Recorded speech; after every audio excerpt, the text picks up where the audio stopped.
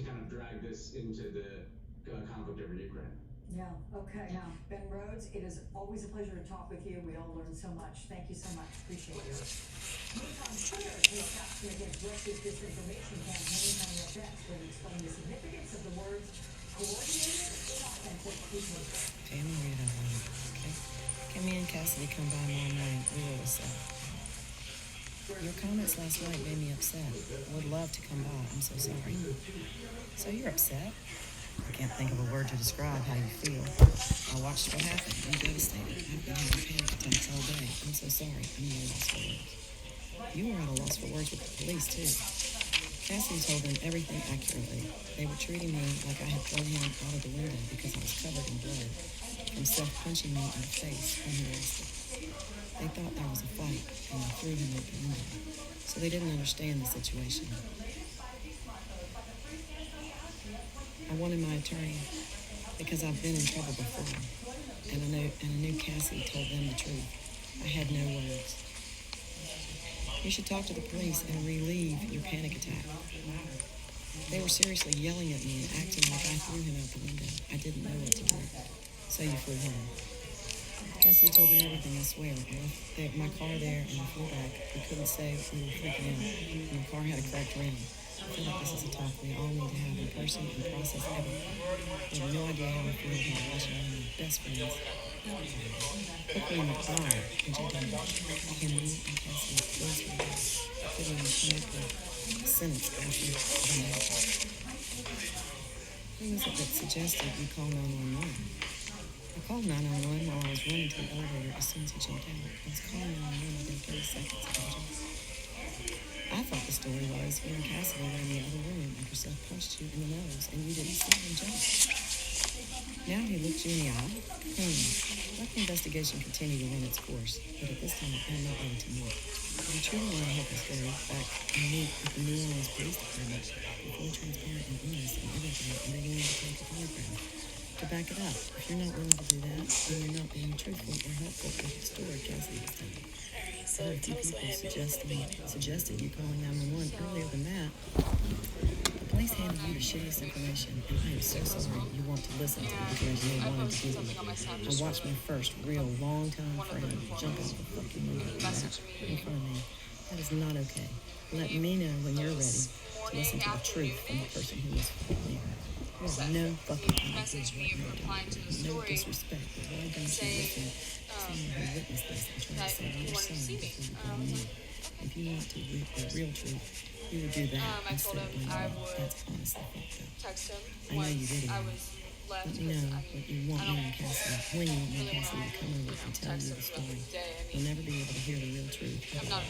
So whatever, just let me know while I beat myself up over him jumping out the window in front of me.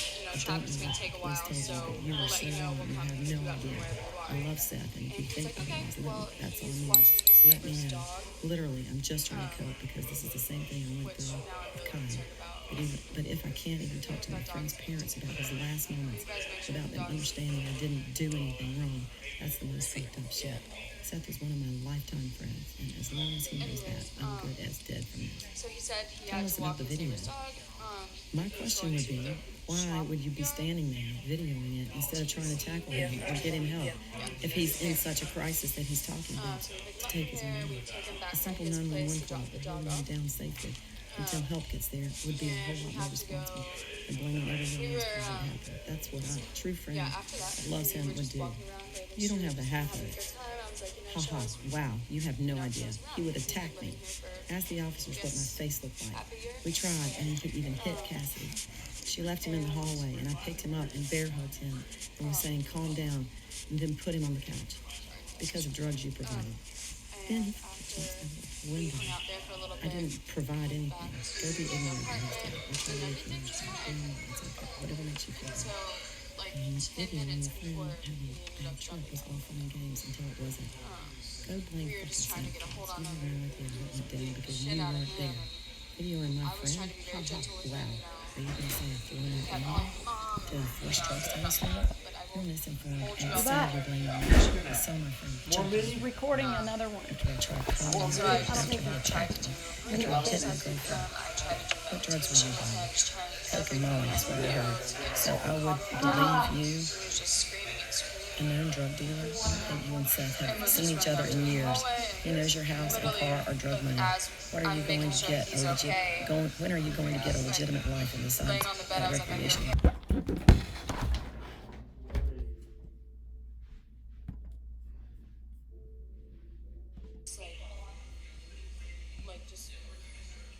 You talk to his sister and friends, and all Seth has told them is to leave drugs alone and never do acid.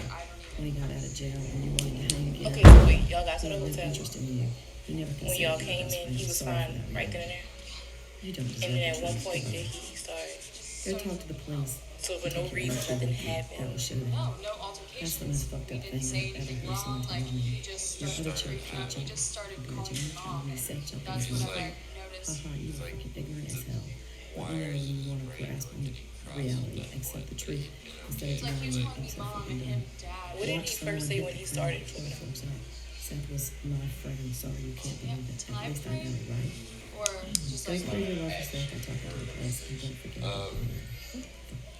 This When one? we were in the car on the way home, he was Can't look at that video. Seriously, you're gonna going through shit? I he had to said deal some with weird shit. But weird like what? just like he's such weird. This wasn't But like really fucking, when as he you know, the first well, with like screaming mental health episodes is an and issue, shit, and I'm sorry, but you can't blame me and say hurtful things. Let me know How you those want to be a human being and not put mental health up on you. Two of my friends got shot, and is it my fault that I'm Earlier moving? when we were on Bird This is Street, something he was I'm gonna talking think about the rest of my his life. brother who attempted suicide a month or two ago. I don't really remember, but he attempted that by jumping off a bridge over an interstate and survived it. So I think, yeah, I think it's kind of maybe a thing that runs genetically. did you see him taking a narcotics and raw He didn't even disclaim that he was on anything or anything at all. He just started freaking out. That's why I didn't know how to handle it. I didn't know if it was like a panic attack and just like anxiety, but it was so hard to tell, and I was just so, because he was in the bathroom taking care of his face, so it was like all on me of how to. How long were y'all in the room before it started? What, like 20 minutes? We got to the room and we might have been in there for maybe like 10 to 20. We started having episodes. And at what point did y'all get into an altercation? At what point did y'all start fighting? Start fighting. What did he hit you? Or when he attacked me? What'd that be? So this whole thing was about an hour long. I'm telling you, I'm trying not to stay in the shirts. We got to the hotel at some point. He jumped out the window. I'd say he hit me probably about 30 minutes and we were like halfway into that time. And then after he did that, I think he like realized he lashed out and then was kind of freaking out inside because he was gonna think he was gonna do something to him. And I told him, I was like, Fahad's not gonna touch you, and I'm gonna make sure he doesn't, but you need to apologize. And he was like, no, no, no, like screaming and just like, you know, just put his hands over his ears and just like, no, no, no, no, no. And Screaming like out in the hallway. Like, Yeah, he kept running out into the hallway, and we had to, like, he would run out and press the elevator button. We'd have to, like, run out there after him, and he's screaming and hollering. And, you know, for the common respect of how early it was and just that people live there, you know, I'm just like, shh, shut up. You know, like, and I feel, yeah. Yeah. So, when he attacked you, it was random. When he hit you, it was just random. yeah, he literally got up off the fucking floor when she's calming him down.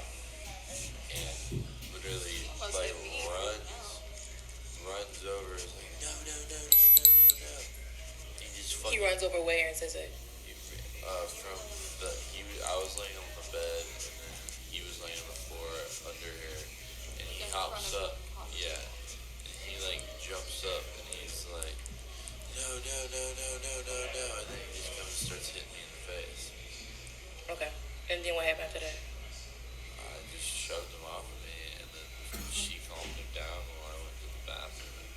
he hit you, you were on the bed when he came and hit you? So I walked in the bathroom and tried to clean myself up, but I was just pouring blood. Yeah, there's blood everywhere. Yeah. So, and then I guess 20 minutes after that happened, This is screen recorded. Okay, she relates to the front. Alright, so you went to the bathroom and you were by the bed consoling him?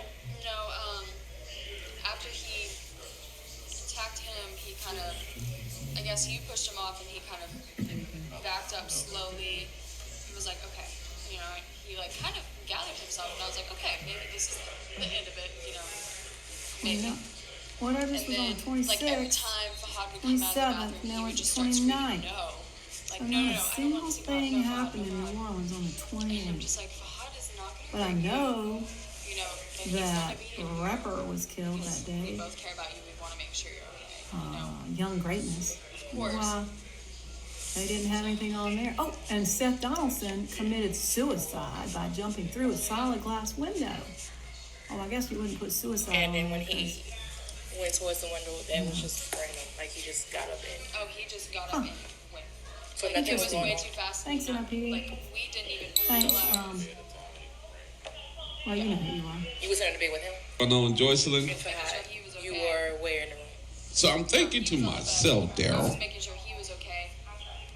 Okay. should I ask this question Spot where I was trying to calm him down. or should I be leaving this alone? And I know y'all going, who the heck are you talking about, Gerald?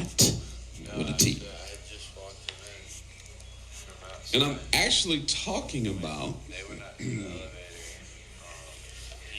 a case that was classified as a suicide several years ago by the NOPD. This is right before you did about This case, classified as a suicide,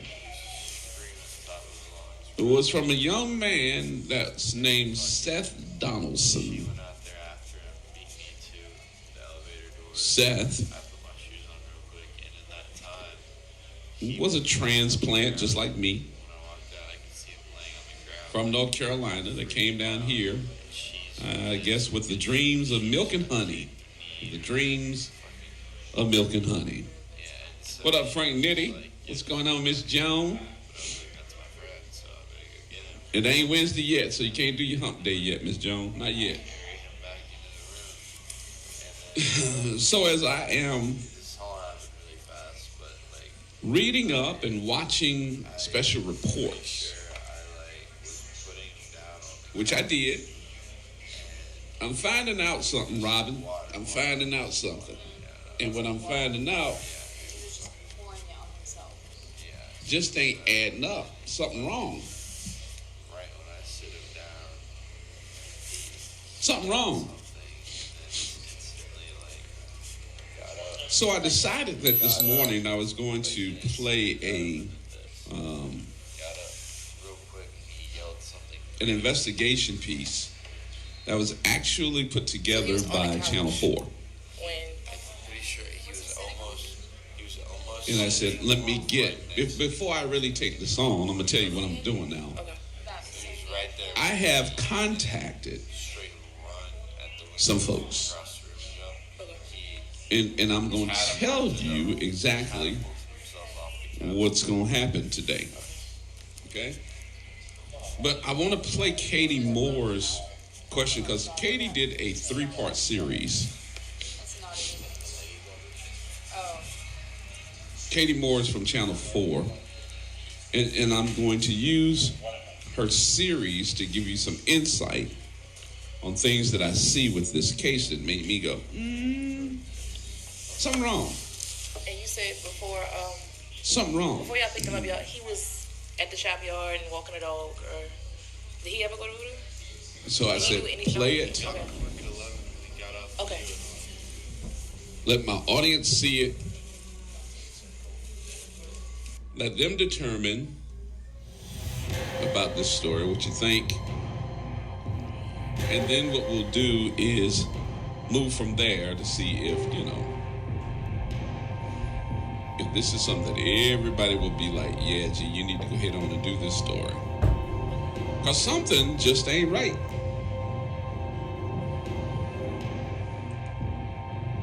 This young man is from North Carolina, I'll tell y'all that. Came down here with the dreams of milk and honey. Something went wrong. And I do think that before we sit up here and be judgmental, I need to let you know that drugs are involved. So don't be judgmental when we just say drugs involved. Gee, how you gonna do that story when he tripping? All right. So this young man's name is Seth Donaldson. Did Seth Donaldson commit suicide? Okay, I'm gonna read it out loud. Okay. Or is his parents right in their assumption that something else happened? I would love to. Because they're still fighting. So you're upset. Seth Donaldson's parents from Hendersonville, North Carolina, down here 5 and 6, 7 times, meeting with folks, trying to make sure that their son's justice will come out. All right? So here we go. I want you to take a look at the story. You tell me what you think, and then we'll move from there. All right, here we go.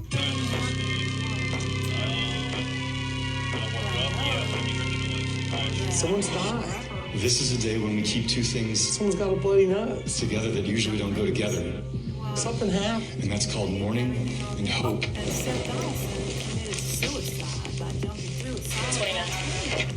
That's what it is right now. I was doing stuff this morning, and that's when I heard the whole crashing down and like some whole side of the building just completely collapsed.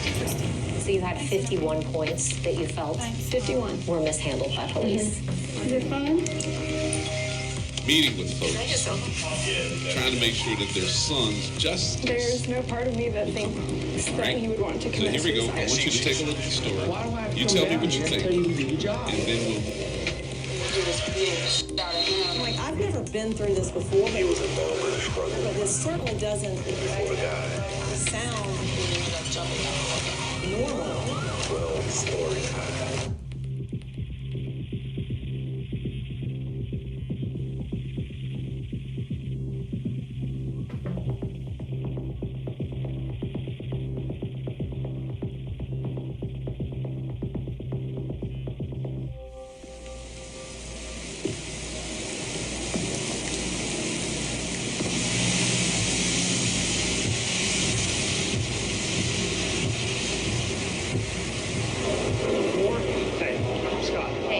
Nice to meet you. I first met Scott in April on a wretched, gray, miserable day. It just kept raining and raining. Flooding. I'm not New Orleans naive. These big cities, they're great until something bad happens. And something bad happens.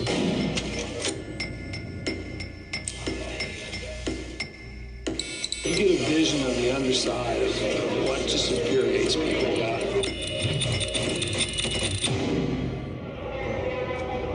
The Donaldsons live in Hendersonville, North Carolina. This is Scott's third trip to meet with New Orleans police, the FBI, and the Independent Police Monitor to get a full investigation into Seth's death.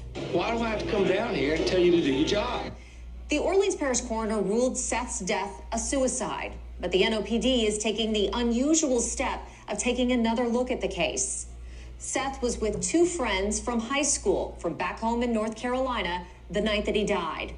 We're calling them John and Kelly. Those aren't their real names because they're witnesses to a crime, not criminal suspects. Here's what happened.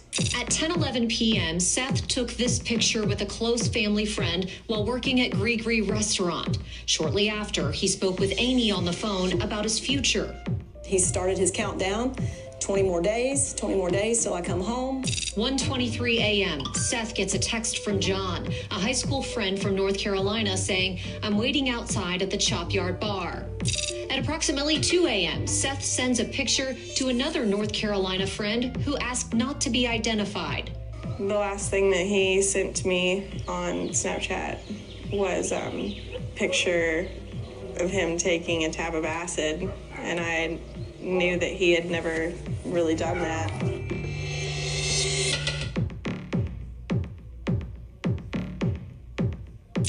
3:10 a.m. John takes this video. Approximately 5 a.m., Seth returns to the Saratoga Lofts building with John and Kelly. They were staying at an Airbnb. About 5:56, a lot of noise going on in the apartment, like running around, arguing, and that's when I heard like the whole crash. 6:02 a.m., Seth is pronounced dead. Let's pick it up there. You got 1201, right? It's a Airbnb being rented by the female sitting on the ground right here, gentleman sitting in the lobby on the couch. This is footage from the body camera worn by New Orleans police officer Gabrielle Lewis. From their conversations, it's clear this is her first death investigation. Is this your first body? Yeah. If you feel like you gotta throw it, please Just over do it over there? Okay. not near the body. Right, of course. She left the NOPD in February. That's Detective Marshall Scallon. He works in the 8th Police District. He is not a homicide detective. Until very recently, though, he handled the investigation into Seth's death. The NOPD blurred the faces of the witnesses before releasing this video to us. Scallon's report says John appeared to be on drugs with slurred speech. Is that a good first spot? A lot of noise going on in the apartment, like running around. This witness tells police he heard arguing, he heard a crash, and he saw John downstairs. He was down here on the 3rd floor, had some blood, saying this dude was on, like, done some acid, he had hit him, he got blood coming out of his nose. That's right, you're in the room? Yeah, let's get out of here. Up in the room, the body camera shows the shattered window, clothes all over the room, and a couch with a broken arm. The blood splatter going from the bathroom to the sink. Police find blood in the bathroom, trailing through the apartment and by the bed. The police report says they did not collect blood samples, but they did collect white powder on the coffee table.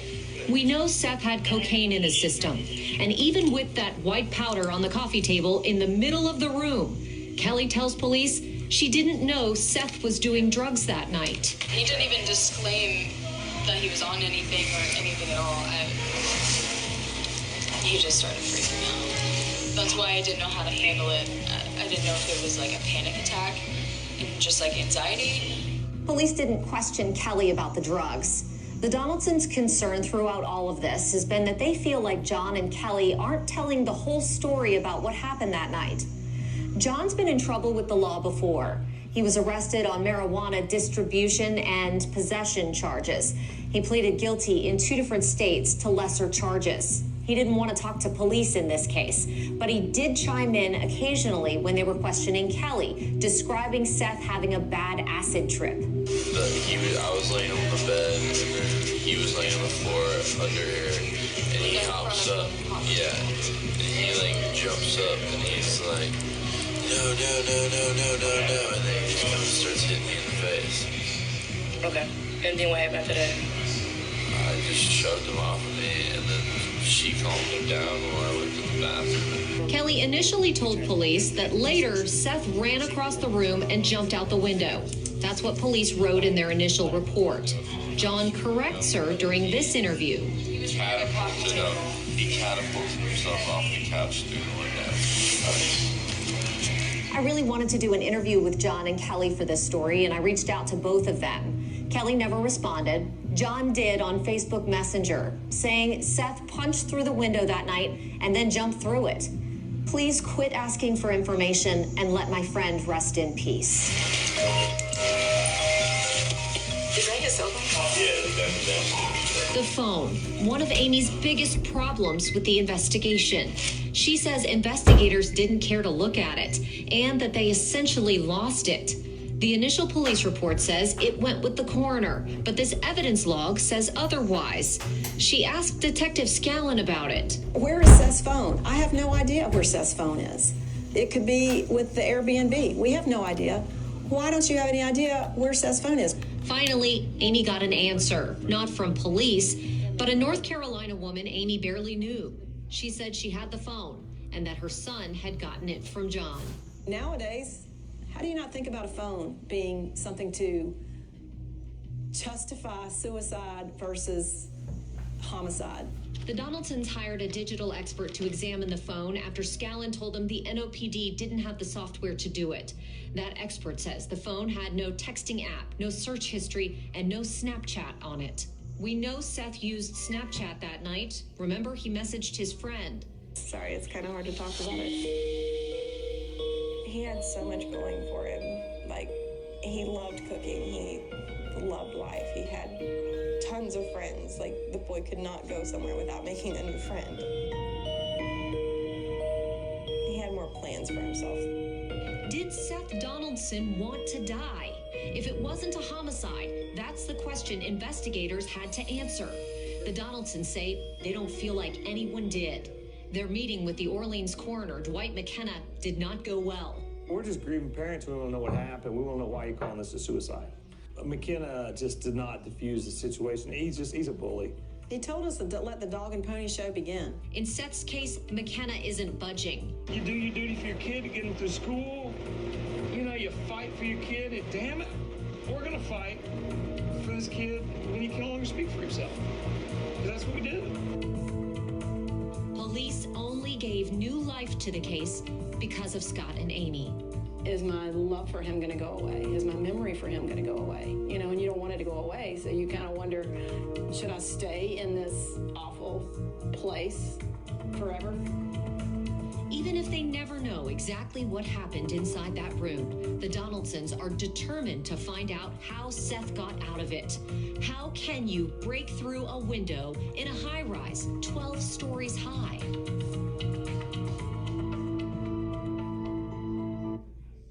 We'll have much more on that part of the story tomorrow night at 10 in the third part of my Shattered series. In the meantime, the NOPD's Public Integrity Bureau has an investigation into the handling of Seth's case after Amy filed a complaint with the Independent Police Monitor. The NOPD says a homicide detective reviewed the case and is filing another supplemental report that will then go to the Orleans Parish DA for review. Okay. That was courtesy of Channel 4. That was Katie Moore's report. That was Katie Moore's report. At Dame Drops told us how good Popeye's... Seth Donaldson's death case. I don't want to call it murder. I don't want to call it suicide. I'll just say that he has parted. And as some of you can also see online, seen a name pop up to make you go, uh-oh. So I need to make sure that we are all in understanding here that Seth's mother, Amy Donaldson, is online with us. And I did notify her that I would be doing this story today. So she is online with us right now. And Miss Amy, I am getting ready to call you. Because if I'm not mistaken, you are in North Carolina, in Hendersonville, so that we can have some conversation about this case, because this is disturbing to a lot of folks, including me. This is very disturbing. Miss Amy, are you with me? Yes, sir, I am. Good morning. How are you? I'm okay. I wasn't expecting you to watch this over again. This got to be heart-wrenching. I apologize that I had to give the audience here some insight on what was going. So I've been watching the different versions, or should I say the different parts of Katie Moore's story and the investigation that was done. I've taken so many notes, I ran out of paper here as far as just taking notes in this part. How are you and your family? Yep. Well, we are okay. You know, I've watched it 1,000 times. I've pretty much provided Katie Moore with most of, or a lot of, you know, the information prior to her doing the investigation. We are astounded at what we've had to go through. Mm-hmm. Not only, you know, experiencing the loss of delightful child. I mean, okay, he's 22, he's a man, but still a child. Yeah, when still you're a your parent. baby. That's still your baby. So, Yes, sir. so And so, you know, I've pretty much had to try my darndest to hold the police accountable, the coroner accountable, and so far we've been given little to no information and more experience of what seems to be an attempt to not give us information. So, in your opinion, I want to make sure we get this, because I mean we can all make assumptions, but in your opinion here, why do you think this is so? I don't want to call it a cover up, but it sounds like something's being covered up. Why so? Is it well, the two? Let's start with what I'm going to start with what we do know. Okay. I mean, what we do know is that there has been a Hard Rock Cafe collapse in broad daylight in front of a lot of the world to see. Mm-hmm. But this happened a year before that. And in fact, we filed our lawsuit against the developer and we filed our lawsuit the day before the Hard Rock Cafe collapsed. And, you know, we do want the truth. I feel like I know the truth, but at the same time, the last part of what Katie Moore, her story explains is an aspect of the city's safety and permits department, which has, you know, I don't know the truth of whether the inspector that has been acquitted of soliciting and receiving bribes instead of doing inspections had anything to do with this building. But we all agree that there's a giant problem with safety and oversight. And, you know, we have been trying for a year to get attention for Seth's case to protect the other how many thousands of windows are in the city that have been given historic preservation status within the building so that the developer can receive a 30% tax break, I guess is what I've heard, and, you know, not be accountable for keeping windows at least up to the kind of standards that you expect and are by law required. Well, so, one of the things I found out too, that the windows in the building were supposed to be up to hurricane code of 140 miles an hour, and I think that was changed because of the fact that after Hurricane Katrina, it has done so much damage to the windows downtown and the Hyatt and all the rest of it that you couldn't even walk down the street because windows were falling out of the sashes of the building and were coming down, crashing on the sidewalk, you know, with the potential of killing somebody. I know. I've read through every bit of the Louisiana, the International Building Code. I've read through every bit of the Louisiana Construction Code that follows the International Building Code. I know exactly where, well, I don't know exactly, but I know that, you know, the 8th District of the French Quarter is the eye of the storm where that should have taken place. So are we certain, and I know you know, because I don't know, that these windows that are in this building where this Airbnb was, they're not up to code? Well, the way Katie Moore, I mean, I do not know. I know that the Safety and Permits Department has said that they are up to code. But I know that the window expert that we have talked to and that Katie Moore has talked to different, you know, we've talked to a number of them. I'm in North Carolina, so I showed the video that was provided to me by the witness that somehow, that's not even a part of the story, but the witness / suspect was allowed back into the room and along with a police officer, and he collected my son's belongings, not the police officer, the witness and the victim. I mean, the two witnesses. And so that wasn't ever taken in as evidence.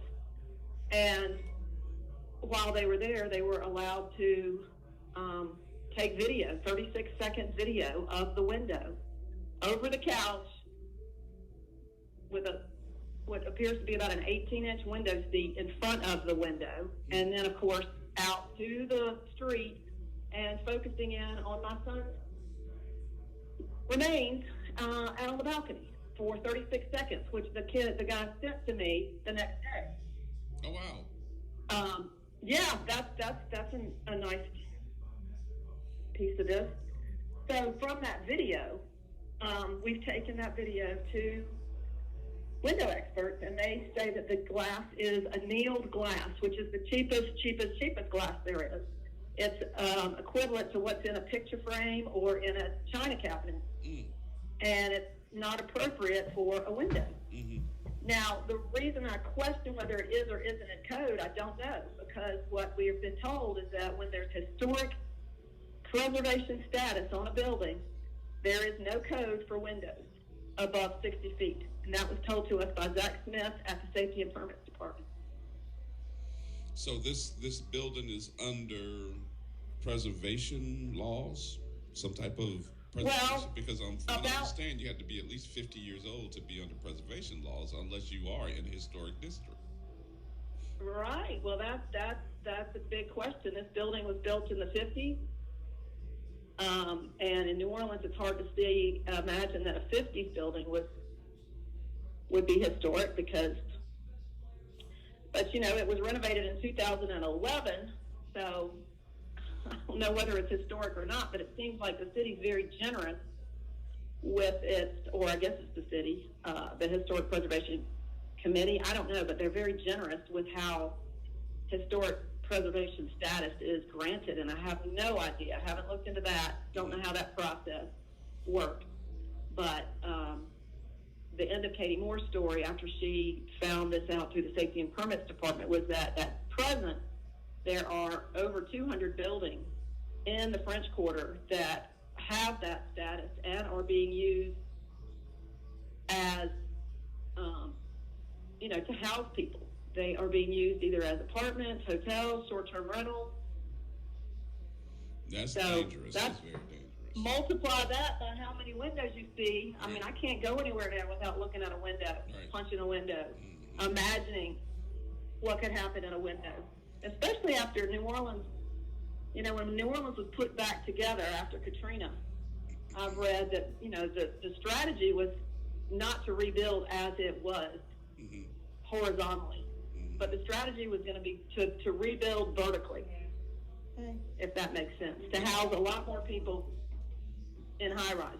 I know, it's just the weird stuff. So let me ask you a couple of questions on some of the stuff that I wrote down. I was trying to pull the car in, and it brakes automatically. It made me go, like it won't stop. And then I got back in the car. The investigation to move forward. It won't move forward because it originally brakes automatically because it's done by a sensing detective, something not up a there. homicide detective. Go back out there to try to homicide shut the detective door, and I'm was like, not dang called it. to the scene with the potential of saying that this is a homicide, ruled as a homicide, something because Marshall, whatever his last name was, Stuart Stannard, or whatever his last name was. Gallon. Seemed to be doing this as in making it sound like it was already classified as a suicide before there was an investigation done. Exactly. Even when your witness said he heard arguing and then he heard a crash. That's why I'm just saying that I'm moving Exactly. here and not looking at it. It doesn't matter. So that witness, even after, now we're at 460, 70 something days since this took place. I've taken this case to the Independent Police Monitor, the Inspector General, the Independent Police Monitor, the Integrity Board, and they are doing now dealing with my second complaint. My first complaint was 63 points long. The Independent Police Monitor commissioned, I guess, the new detective, which was brought onto the case sometime in April 11th, I believe, and assigned him with 23 action items to do. And he was supposed to respond to us every 2 weeks and give us updates. And even as of this day, that witness has never been formally interviewed. I mean, he was on the body camera. Yep. So do they know who he is? Yes, and I do too. I mean, I found him on Facebook months and months ago. I know what his, I know what his, there's more to his statement about what he witnessed. It sounds like you've done more investigation than the police department. You would not have believed, yeah. Let me ask you this. The blood, I heard in the report here, it says there was blood coming out of when the one they called John, saying that it was coming out of his nose. He had a bloody nose. But it was also stated that there was blood in the Airbnb. And no blood samples were taken? Yes, sir. Nothing? No, they, what you said before, that it was ruled, there were 3 homicide detectives on the scene. Oh, okay. Within the first 15 minutes. None of them did the investigation. No, they came and left. They had to go, I was told the first day that they came and left because they had to go to a bigger crime, which was Young Greatness's murder that night. The rapper. So, Scout, and that's been the big question all along. The Detective Scallon, who is a follow-up investigator, he's not a homicide investigator. We can't get, he basically now is saying that the coroner's office ruled it a suicide within the first 15 minutes. But I thought the coroner's office couldn't rule on what was a... I guess it depends on the coroner. How does the coroner rule on a suicide or not on scene? Because he's not the detective. He rules on what he sees as far as forensic evidence, right? Well, he should. Okay. So the coroner has, there's a person within the coroner's office who's called a death investigator. Okay, yes. So he's the only, Dr. McKenna was not there. But the death investigator at the coroner's office was there. He's no longer in the coroner's office in New Orleans. He's moved to another state very soon after this took place. Or for reasons that only he can say, but I've heard from him. What's the cover-up, though? Is it just the windows? Is it the building? What is it? What's the cover-up, though? This is your opinion. I'm not making sure that everybody understand that this is an opinion here. So what is it? It's multifaceted. I really don't know what was the first domino to fall, and whether the cover-up now is just that we made a mistake, we were too busy, and now we have to cover up. I don't know if the coroner. What I do know is that the death investigator that was there, who is now no longer there. I found him on LinkedIn months later, and talked to him on the phone in March. And he communicated with me because Katie Moore had reached out to him, and he really doesn't want to make a statement because of any ramifications within his job. But he told me that he told everybody there on the scene that there's no way this is a suicide. Wow.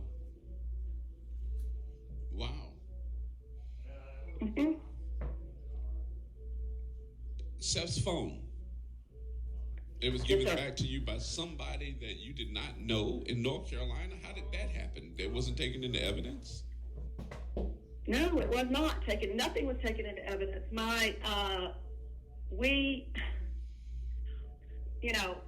I suppose the mistake that we made at the time is that we waited till after Seth's funeral to go down there. We couldn't breathe. We already had... No, that's understandable. The loss of a child is devastating. Yeah. So, and we didn't want to see what we didn't want to see. We wanted to remember Seth the way we wanted to remember Seth. But instead, I have to do this myself and learn, it's a little bit better to know what I know now than to go through the process of imagining and guessing and trying to figure it out. So let me go back because you told me one thing and then we went to the next here. But let me ask you this question. And I know Susan Hudson and I know all of her folks in the police investigator's office. Did Susan, was she satisfied what was done? Did anybody say anything else to her about, look, we're not getting what we need, no cooperation? What did Susan say? Well, I met with Susan last Wednesday. That's right. It was last Tuesday. I was down in New Orleans last week for a week. And I met with her on Tuesday. I spent the majority of my communication. I spoke with Susan early on, and she has other people on her staff that I know have kept her informed. But I personally hadn't, had a chance to meet with her until last Thursday. And I think she's pretty, she's asking the police to hold themselves accountable. That's her job. She's assigned them with jobs to do, and they haven't done it. So I think she's not, I can only interpret what I believe her opinion is. She has not said, I can't believe this is going on like this. She hasn't said that. So I really don't know what she thinks. But I would, she's doing her job, trying to hold them accountable. And every time I have a new complaint, they add to it. I've probably, I read through the consent decree. I know the details of how a crime scene should be handled. And when I filed my first complaint through the Independent Police Monitor, it was, I believe it was 63 points long. And when the Integrity Bureau closed the case, we got a letter on September the 4th, or dated September the 4th, I believe, maybe the 6th.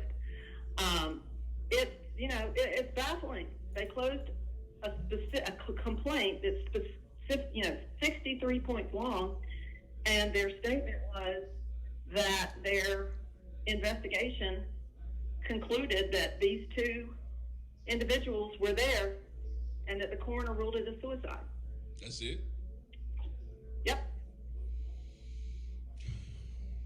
One of the things that shook me in this piece that we saw with the body cams is the fact that they're saying that it was cocaine on the desk, and neither one of them said anything about the cocaine or knew that there was cocaine on the coffee table.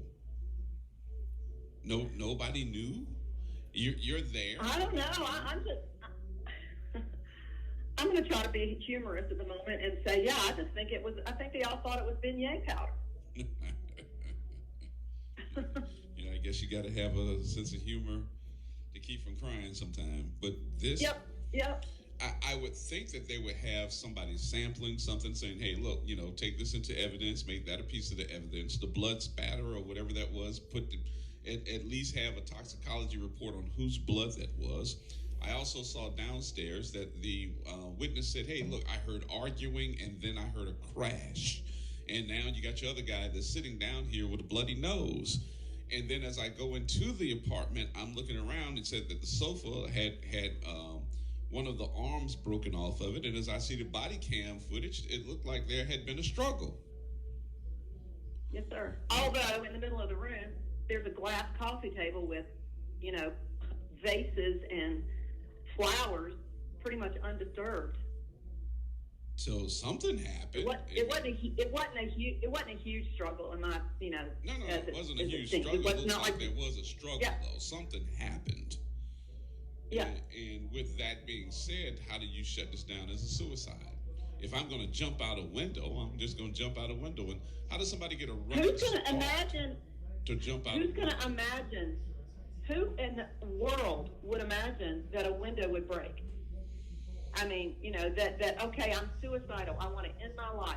I'm going to take a running leap and I'm going to dive through a window. Mm-hmm. Who would ever, no matter what state they're in, ever imagine that that's possible?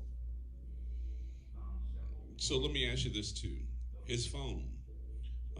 His friend said that they were Snapchatting, and then all of a sudden you get a phone and no Snapchat, nothing on the phone. So you think the phone had been tampered with? Definitely. I mean, our forensic detective said it was. And it's not like it just went down to factory settings because, something happened. it was those items were deleted. Oh, and they're not And here's recoverable. this: they are recoverable. Okay. The New Orleans Police Department has had the phone since April. The detectives that did get us to the place we're at presently with the phone in sort of like a half restored state has sent them a letter and made phone calls and said, you need to get the FBI involved, or you need to certainly to yourself. It's called, I don't even know what it's called. It's basically taking the phone apart. All of the information is still on the phone, but it's in the hard drive of the phone. And I could do it privately. It would cost about $1,500. But I want the police to do it because they don't accept one single thing that I discover as fact, and they won't even follow up on it. So yesterday, and I know you don't know this is your first time hearing me talk to you about this, so let me give you some details. Before I think I told you that I was going to do this not only in the morning, but I'm going to do this afternoon as well. Yesterday, okay. I had a conversation with some of my sources, which include somebody really close to the folks in PIB. And he has agreed that he would listen to a couple of the issues that I'm bringing up with him. One of the ones was the blood in the hotel room. I need to know, did anybody, anytime, get any samples of the blood? And if so, it was spatter. And if it is, whose is it? Did you take any blood samples from anybody else? Question 2, why was the person in the room, which was identified as, John or whoever this was, why did he have a bloody nose? And then the story between him and the young lady that was in the room, they don't match. Miss Amy, one is saying that he just ran across the room and jumped out the window, and the other one saying that there was something else going on. So if you... Well, let me tell you how many stories they've told me then. Okay. They've told me about 4. They have about 4 or 5 different stories of how it happened and 4 or 5 different stories of why it happened. So they were let go and no interrogation at all? Well, what I understand from what Katie Moore has told me, because she's seen the full body cam video, I have not, that they they gave the chance to speak to him alone, and he either pled the 5th. I've heard 2 stories. He pled the 5th, or he was so high he couldn't speak. I don't know which one's true. And or put a story together. He was too high. And then eventually, the police report says they were brought to the 8th District office or whatever at 9 a.m. Fahad was interviewed first, and then they were released at 9:24. After after the girl was questioned or made a statement along with the guy sitting beside her when he interrupted. You saw that on the video. So one of the things I saw on the body cam video is that the witness who said that he heard arguing and then a crash, he stated the girl's over there, the other guy's inside sitting on the couch. And in that video, they said that somebody, I don't want to call his name either, that he had to be high because he was, in his statement, slurring very badly. Yes, sir. So there had to be something going on if he was that high and slurring. So the first thing I would think is that they would at least give them the hold. They would hold them for either 24 or 48 hours. I think they have up to 72 hours to hold them to get the story right. Because something don't sound right in this case. That you get all this going on, and then you're talking about he just jumped out a window? Yep, it's very much not right. The detective told us when we asked these very same questions, day one, and it took us, let me tell you what, when we got the phone call from Marshall Scallon, it was at 11 a.m. And this is the detective. This is the detective. Yes, sir. Okay. So it's 11 our time. We're in North Carolina, so it's 10:15 your time. So an hour earlier, the two were released. And they were allowed to go back into the room and take video, like I said before, with an officer. And for what? then, why were they allowed to go back in the room to take video? I have no idea. When we asked Marshall Scallon that, he said that we didn't understand modern day crime scenes. No, he that's said it's tainting not like your crime scene. That is tainting. He said it's not. He said it's not like television. I was like, you don't use yellow tape. That's just for TV. He said, I don't know what he said to that, but he said it's not like television. Wow, they do use yellow tape though. I've been on several crime scenes and they do use yellow tape. So well, they were allowed to go back in the room and cross the yellow tape if there was any. But I don't believe that there was any yellow tape. No, there was not. Not in the video that I saw. As a matter of fact, the video that I saw with the body cam, that they're walking around in there looking at several different things and then going over to the window. Yeah.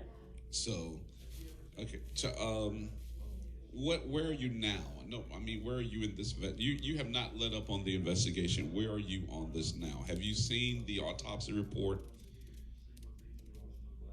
I personally have not. I mean, I've read through the findings, and we've given it over to a second opinion. But that was back in July, and she said that there was not enough in the report to make any decision one way or the other, despite the fact that she said a coroner does not have the authority to classify. Cannot. So no. In that what sense, the report in that sense itself should disqualify the findings of this report saying that it was a suicide. It should. But the police have what we were told by Commander Gernon in January was that the police and the coroner work very separately. They do their own thing, and sometimes they may have a difference of opinion. But that is not what we have seen. We were told all along by Marshall Scallon till January that he could not investigate until the coroner told him to investigate. We go to the coroner's office and they say that's not true. They do the investigation. I've got about 10 emails that we sent out and phone calls attempted to be made saying, who's doing the investigation? Who's in charge here? And neither one of them would respond or answer or clarify. So the coroner's report states that Seth died of multiple blunt force trauma due to defenestration. What? Well, you have to look in Wikipedia about what defenestration is. I think it's just one of the many ways that somebody's trying to pull the wool over our eyes. But, you know, I've got Google. I can look it up. Defenestration means being pushed, pushing something or someone through a window. So does that mean that somebody pushed him through the window? I don't know, because there's another term called self-defenestration that was not used. You know, you got me Googling. So wait a minute, I'm looking around and saying to myself, and it's not funny. I'm going, wait a minute, I'm scratching my head. I know. This is making me defenestration, meaning somebody pushed you through a window.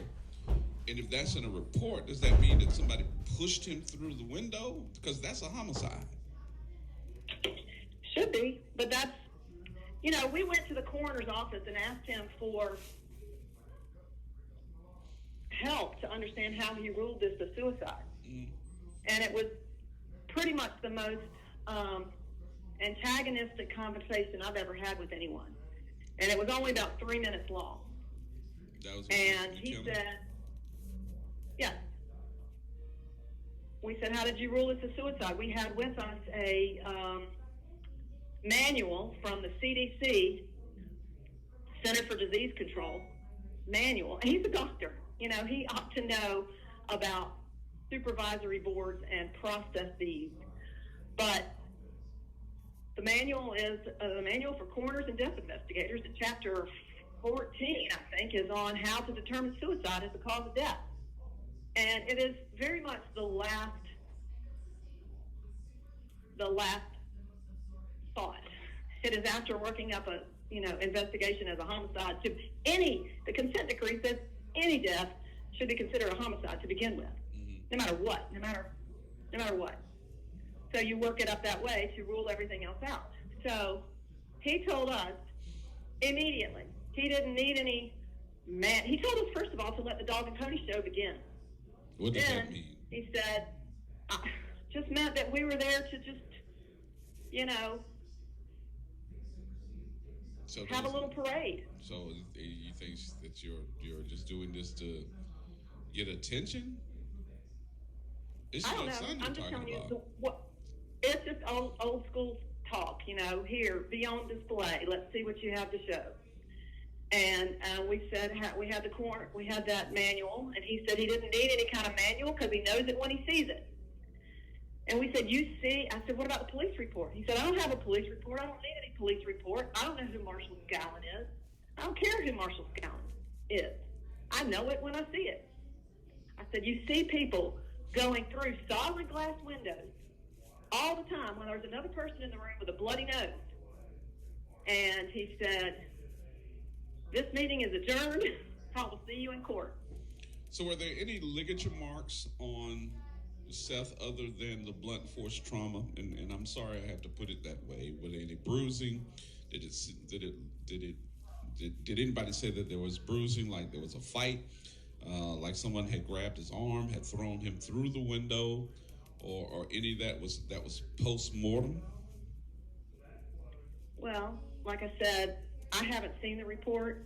I don't really care to see the report. I have read a description of the report, and I have talked at length to the person that we had do the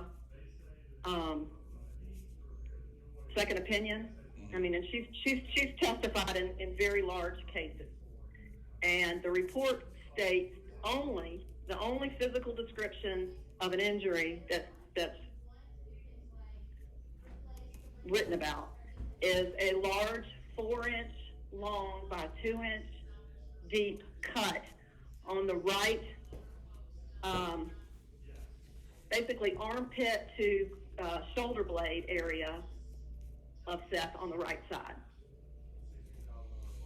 There's no description of anything else. Is that physically. From glass breakage? Is that from glass? Was this done? Well, that's my belief.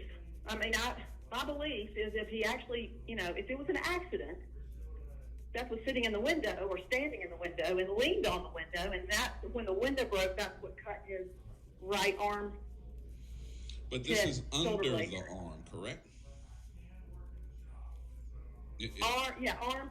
Armpit, shoulder blade area, more on the back, sort of, under the arm, yeah. So for that to be the cut, I guess my question is, did he have his hands up? So if he got his hands up, then the glass cuts him from underneath his armpit to his back area. So was his hands up trying to defend himself or not go through that glass and hit his head? I mean, you're asking me, who's putting together this the rest of the evidence tells me, or the rest of the story and the testimony and the actions tell me that Seth was standing either on the arm of the couch with maybe, or in the window. He couldn't be standing in the windowsill because it's only 4 feet tall. Mm-hmm. Seth's not a big guy. He can't really be crouched in a windowsill. But I believe that, and he's left-handed for one thing. So the police report states that the witness says that Seth punched him with a closed right fist, which is, supposed to say that he intended to punch him out, but Seth's left-handed. So the injury on the arm of the right hand, to me, shows that the glass at least broke in his armpit.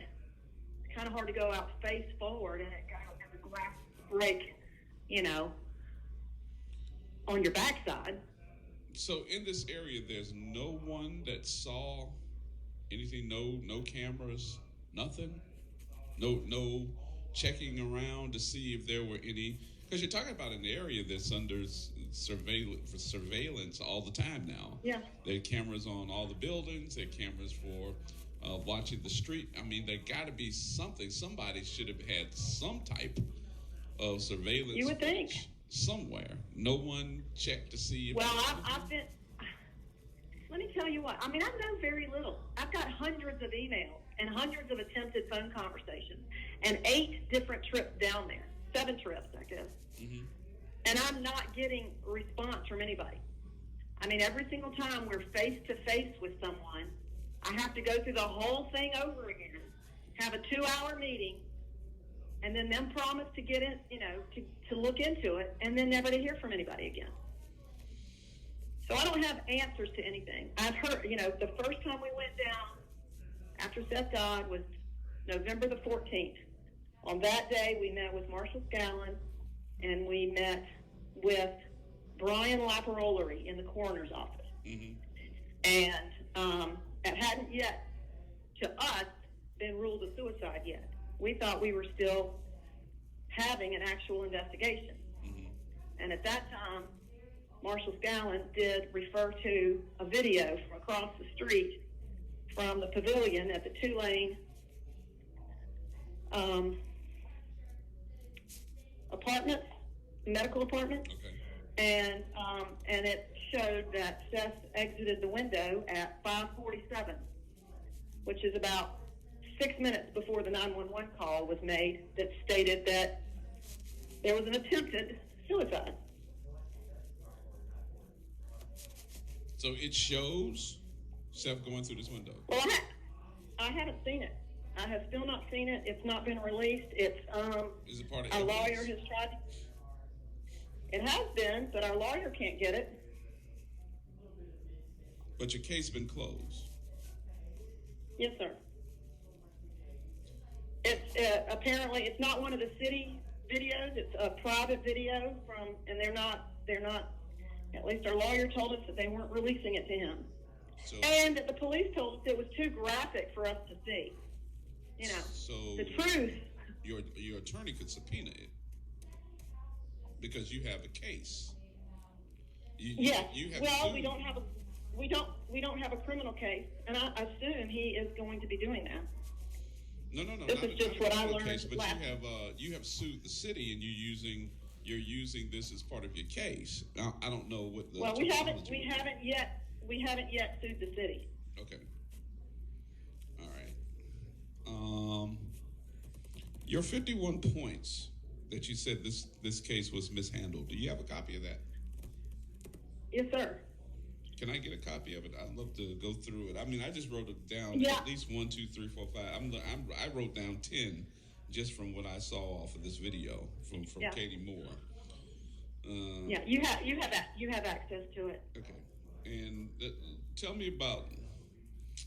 And I really don't want to bring this part up, so forgive me. Tell me about this drug usage. Is this true that he was using drugs? No, Seth was not at all. Was there toxicology? Because his friend said that he took some acid. It showed him taking acid. Well, that was in the toxicology report. It was, okay. And yeah, I mean, Seth had worked. He was working 80 hours a week at Commander's Palace and Grigory's restaurant. Mm-hmm. He was I'm his mother, so of course I want to believe the best, but I wasn't there. And that's why I'm trying to be very careful in how I answer that. Right. I can rely on his boss's statements and his co-workers' statements and his habits. And I also know what his relationship with the witness had been, mm-hmm. which it had been a negative relationship about 4 years ago. And from 4 years on, You're talking about the two people that were in the room with him, right? Right. Okay. I mean, he was only with them for 4 hours. So let me ask you this: are they from North Carolina? What were they doing here? Well, I don't know. They drove down there in a Tesla. Well, I don't. They say that they went to Voodoo Festival, and that she posted a video from Instagram on Instagram, and that Seth said, "Hey, I'd like to see you while you're here." And I believe it was it wasn't planned, because I've gotten into Seth's Google and through his Gmail. Here's the thing about the phone. Even before I had the phone, I was able to track his phone, internet, social media activities, within a week. Once I reset, when I didn't have the phone, I assumed I'd never get the phone back. I reset his Gmail password, which he had whatever settings set so that he could keep record, I guess, of his internet search and his, so I know the timeline of what he was doing. He left work at 12:30 that night.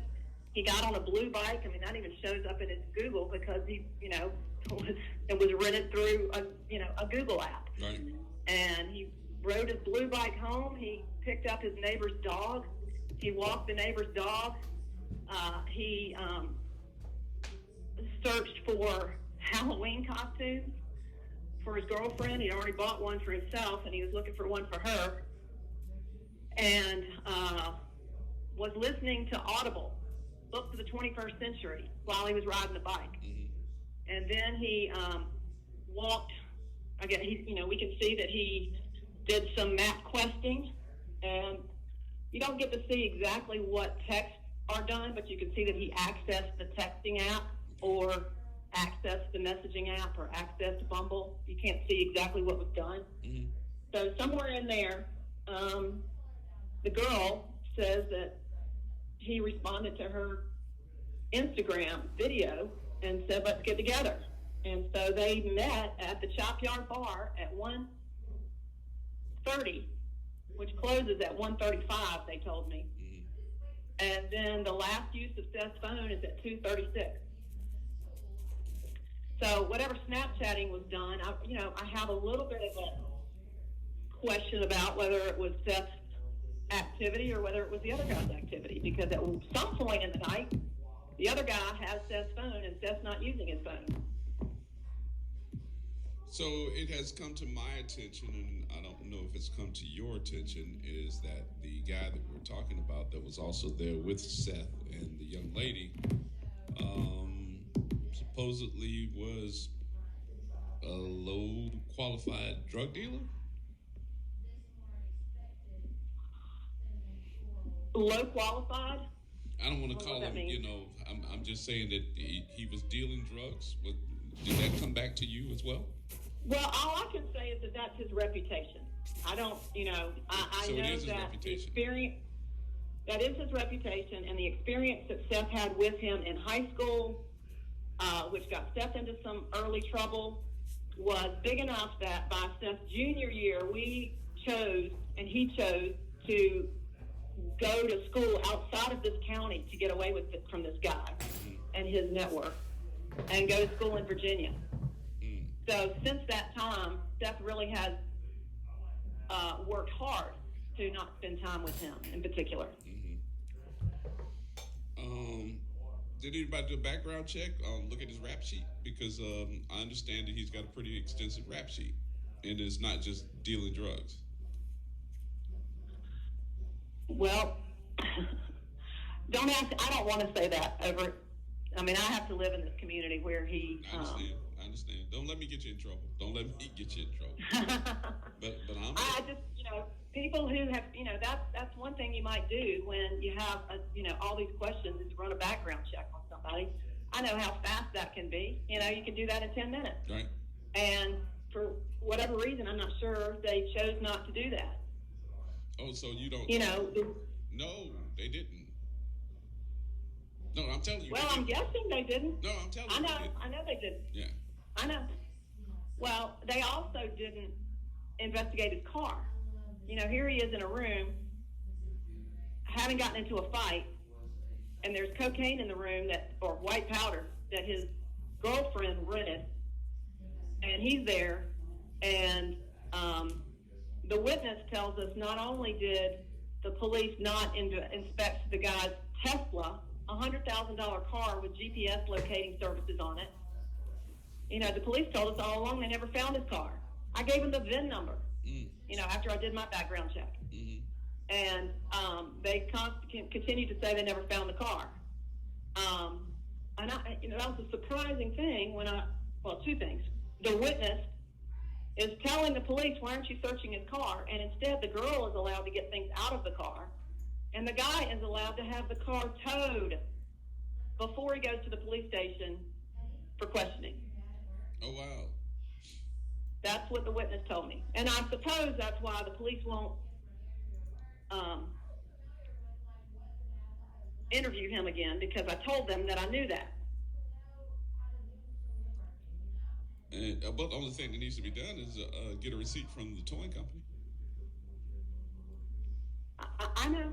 I mean, but I didn't learn that till May, and there's been so much cover-up, and I can only do so much. I haven't been able to find what the towing company that was, but I was surprised when I was just down there And it was to downtown, see how right? absolutely small. Yeah, it was on Loyola.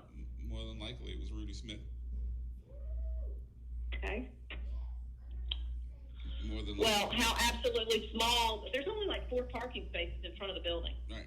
It's really small. It's hard to see that there could be, you know, a whole lot of confusion there. How about the valet? Did they have his valet? You know, everything you're going to ask, I don't know. Nobody has attempted to act like they really want to learn more. So, well, let me ask you this then. Did anybody go to the front desk and say, hey, we need as much information about where this room was registered to? We need to know how many cars or what cars were parked or valeted under this room number? Because, look, if you only have 4 parking spaces here, more than likely you either put your car in a parking lot or a parking garage. And The car was parked on the street. Right. But if your car is parked on the street, then guess what? There are video cameras there. I know. And if he had that car Like I said. towed, then the tow company would be able to tell you where they towed it to. I know. I mean, the detective here told, we've had a detective here in North Carolina take some statements from some kids because there was also Snapchatting done while in the police presence, giving his own manipulated version of things on Snapchat 4 hours before we were even told Steph had died. So when Scallon called us, he said, has anybody else called you? Like, I guess he assumed that somebody else who saw Snapchat would call us and tell us our son had committed suicide, because that's what was out on Snapchat. Okay. You know, and the deception from the beginning was intentional. I'm not saying that Scallon is deceiving, but I'm just saying he was stuck with a situation, I believe, that was out of his control. And so when he called us, he said, your son is deceased. He fell onto a balcony. And, you know, all hysteria broke out. It was another half hour before we got a friend to call back to him, well, probably more than a half hour, to say, what do you mean he fell onto a balcony? It took 3 phone calls to hear that there was ever a 12th floor and a window involved. I mean, he wanted us to believe he fell off of the 2nd floor balcony. And he said he was at a party. He didn't say he was at a party with 2 people and went through a solid glass window. Was there possibly anybody else there, or was this it? These 2, the young lady and the man that was there that was identified as John. I'm gonna just say John. Are these the only 2 that were there? And does this building have cameras in the hallway, surveillance? Well, I'll tell you what I was told. back in November, he told us that the cameras were so poorly situated and the quality was so bad, you know, he couldn't tell, and he said it took hours and hours to look through video camera, and he doesn't have the time to do all that. And he told us that, what did he tell us? He told us that he wasn't even sure at that time when and how they entered the building. What? That was 17 days after he told us that he hadn't been able to figure out how they got into the building or when. I'm really feeling like this case has been just blown off, and I can imagine you're feeling the same way. I hate to say it that way. I feel like this ended up being secondary. This child killed himself. Let's move on. Well, that's what my husband thinks, but I think it's, I mean, that's where innocent people who want to do the good just miss it. And that's not what I think after having gotten through this process. I mean, there's plenty of opportunity along the way for law enforcement to say, oh, look, that's how it was. We were too busy. We didn't pay attention. We didn't see. We jumped to conclusions. And that they now have the opportunity to fix it. You leaving? But they're choosing to ask me to stop asking questions. Doesn't sound like you're a good listener on that part. No, I'm not. I've you know, when my kids were little, well, not little, but teenagers and getting into their trouble, I used to tell them that my prayer was to let what was done in darkness be brought to light, because I just can't stand a lie. And they knew that. And I really can't stand it when there's adults doing it whose job is to find the truth. Well, I have a couple of meetings that I got to do today before I get on the air this afternoon. I'd like to call you back this afternoon because I'm going to be on WBOK, and this will be my topic of conversation this afternoon. So I want to ask you some of these questions. I am going to reach out for Katie Moore to see if she can also give me some insight here. I did talk to somebody from PIB yesterday, and I will tell you this, they do know you very well. That was interesting. I have not talked to Susan Hudson. I'm going to call her or Ursula because I know Ursula as well, and I know Susan Hudson very well because I've done some investigations prior to, and I've also done some things with the police monitor's office. Now, yesterday I had a conversation with Chief Ferguson, who was not the chief of police during this time, but I think Harrison was at the time. And from what I understand, what I do understand is that they are so short-sighted and short-handed with detectives, homicides, and all this other stuff, and they don't want to pay overtime, is that a detective has to work 8 hours and 8-hour shifts and cannot even work past those 8 hours. So they can only do what they need to do, and then they have to go home. They don't get paid for working overtime. So that's been a real issue. So if I got a witness or somebody that can give me some insight, if it's 5 o'clock in the afternoon and somebody calls me and says, hey, look, I want to meet you out, I want to tell you this, I can't do it until the next day. I'll call you tomorrow. By that time, the witness is gone anyway. They're going to change their mind. Well, that's why you take care of it at the time it happens. So, well, what I there saw there were three homicide detectives on the scene. Right. And what I saw in this video, when I learned that Mr. Scallon, Marshall Scallon, was he was a detective, but he wasn't a homicide detective, and that this was ruled a suicide, but not by the police department. It was ruled a suicide by the coroner's office. And I was like, when did the coroner's office start giving you rulings on scene? Well, let me tell you, when I got Seth's evidence back from the coroner's office on the March, I think it's March the 12th, the paperwork, this was when we're still trying to find Seth's phone, and chef's knife kit and backpack and car keys or house keys and shoes and shirt. the evidence log that Laparolari wrote when he released only Seth's passport and wallet said that it was suicide, and then in parentheses it says UI. And I can't think of any other acronym UI could stand for, but under investigation. Right.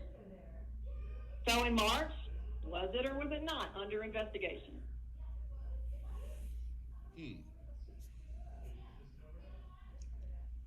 Well, I'm going to ask some questions by the time I get to work. I will call you this afternoon. It'll probably be my time, 2 o'clock. All right. And I hope I just happened to see that you were on live. It's funny, it popped up. I was at the bank, it popped up that you were live. I was like, let's see what he's going to do. Yeah.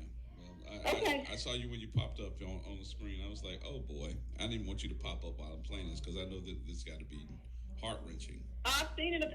No, you want to know? I'm so happy that somebody else cared. Well, I'll make sure that I ask the questions. I know it's going to ruffle some feathers because when I asked it yesterday to my sources, they were like, uh-oh, here we go. She done called everybody and she putting everybody on notice. I said, well, I'm on notice and I need to ask you some questions. So. Well, that's what I tried to do along the way. I tried to put everybody on notice, you know, and just deal with it now, and don't deal with it 2 years from now when we have a giant ass lawsuit going on. What's the owner of this building saying? Is the owner of the building or the management company even saying anything about this too? No, they haven't ever responded to us. Okay, all right. I mean, they know that they're in a civil suit with our lawyer. Okay, all right. Well, they're not going to respond to you then, as long as they're in a civil suit.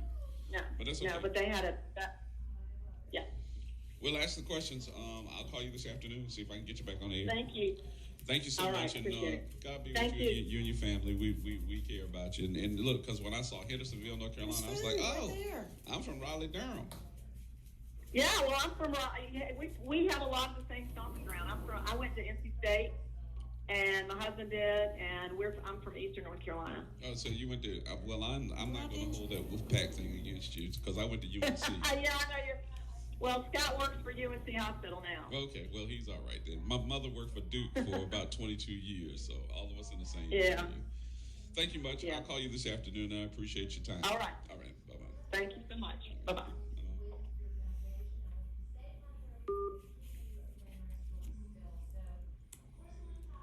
Heart-wrenching.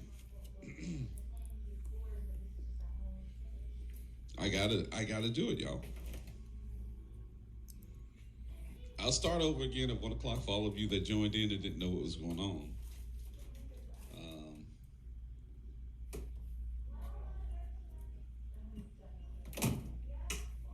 Something right.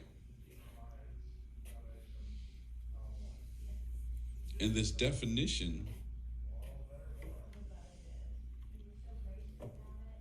of defenestration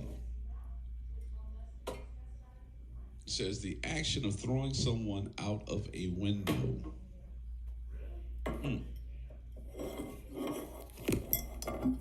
If that's the case, then we got a homicide case. We'll find out. We will find out. Folks, that's going to wrap it up for me. I appreciate you. I got to go. I got to call it a day here and get ready for this afternoon. Y'all join me at 1 o'clock this afternoon. Please join me at 1 o'clock this afternoon because we'll get it done. All right? Whatever you do safely, carefully is the way we want you to do it. We'll see you at 1 o'clock this afternoon, WBOK 1230 a.m. For our folks that are wanting to listen online, if you got your phone and you just kind of hear the audio, you can go to WBOK1230.com, okay?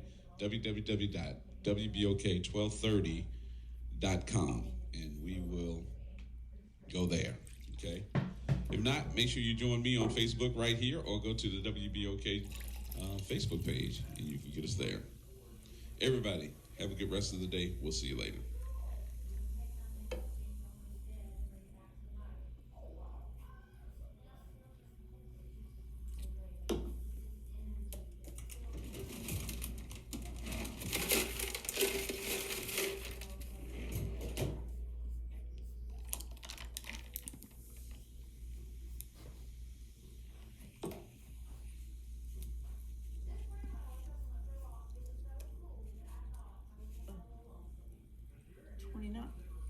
this was on the 26th, 27th, now we're at the 29th.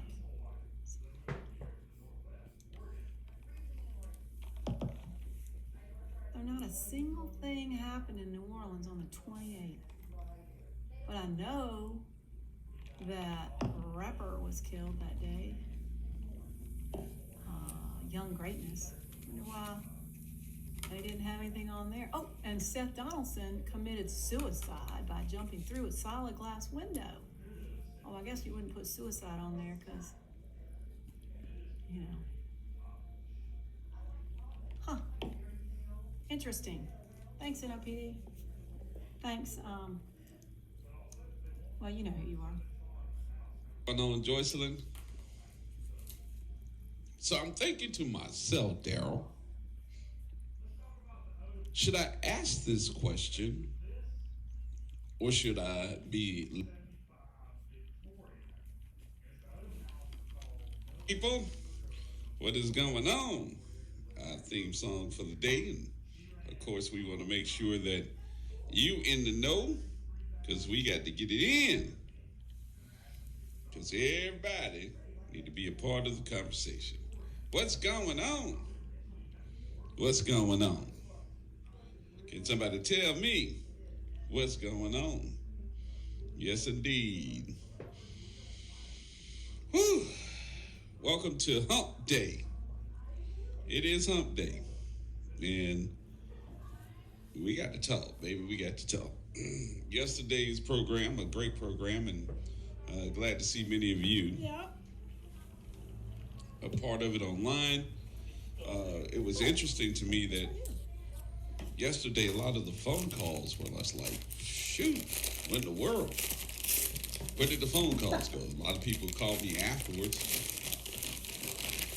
just to tell me that they were listening and that they were like really upset and shocked that this is what this lady had to go through, Ms. Donaldson and her family, about the death of her son. Interesting. Just interesting. So we're going to do some follow-up. I think it's important that we do follow-up. So we will do some follow-up. I did get a couple of calls.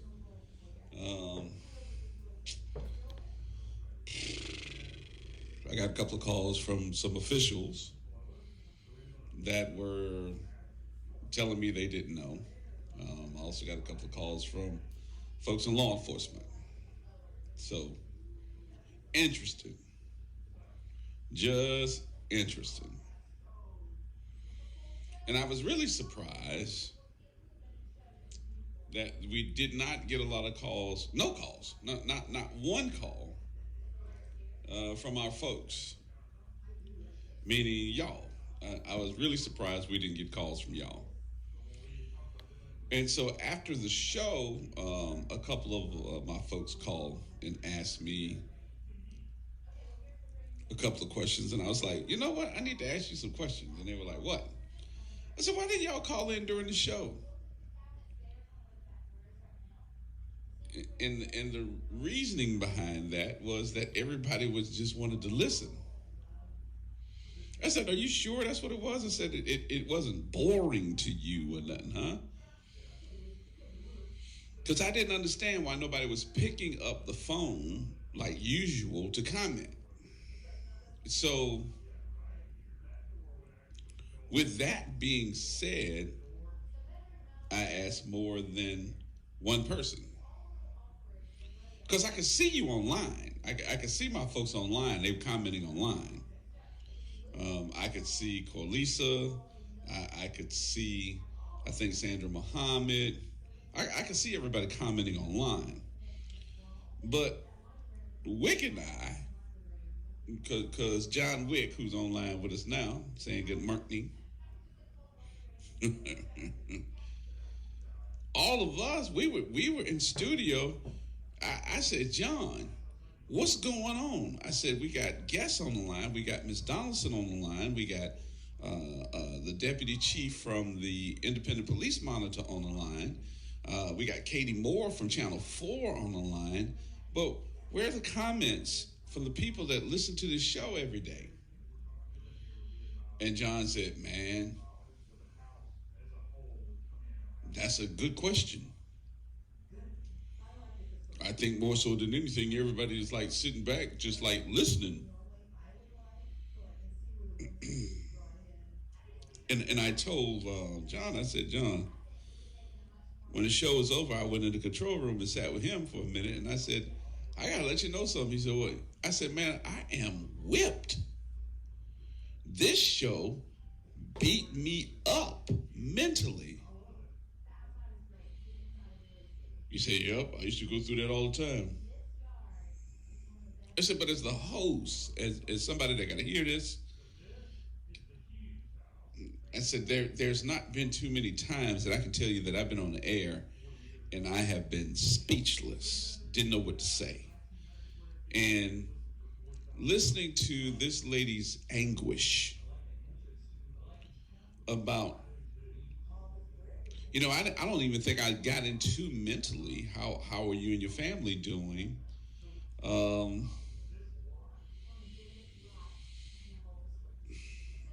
Mentally, I didn't even ask her, how's your family? You know, how's the psyche of your husband? How are you or his friends and stuff like that? Because I didn't know what to say. And I thought about it last night, and Carlisa, you ain't by yourself. I went to bed early too last night. I usually stay up late, but I was so whipped last night. I came in here. I was sitting down trying to do some stuff on my computer because I was trying to just edit some stuff. And I fell asleep in the chair. I fell asleep in the chair. That's how whipped I was. I just fell asleep in the chair. I think I woke up at maybe 2 or 3 o'clock this morning and got up out the chair and went and got into bed.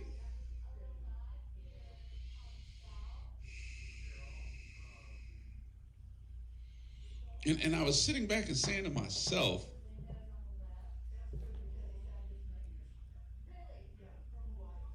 what if that was you?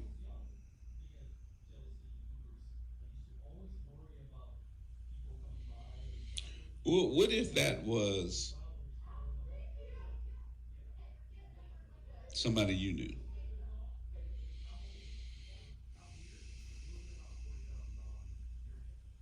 You know, I'm not criticizing anybody. It's just the thought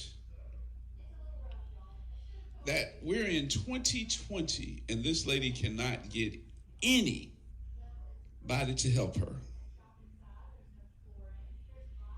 The agencies that are supposed to be helping you, that are supposed to be protecting and serving you, the agencies that are supposed to make sure that you get all the answers you need, are telling her to go on about her business. I don't care if she's right or wrong. That's not what it is. I don't care if the agencies are right or wrong. That's not what it is. What it got to be about right now is help, justice.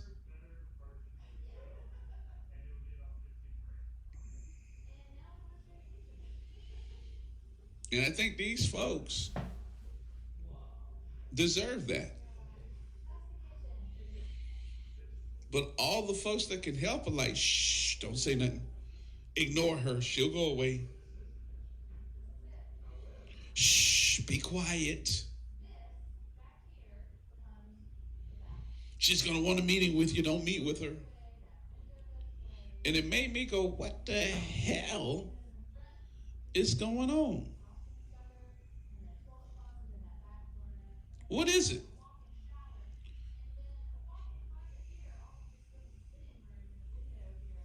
And don't get it twisted. I got some calls yesterday. Oh, baby, I got some calls. We pissed some people off. We pissed some people off yesterday. But I always said in my ignorance level, it's always better to be pissed off than to be pissed on. And I stick by that. It's better to be pissed off than to be pissed on.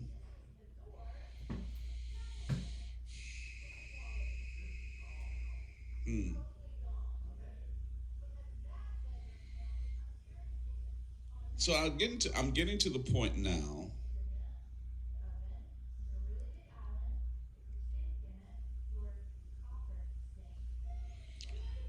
that my level of ignorance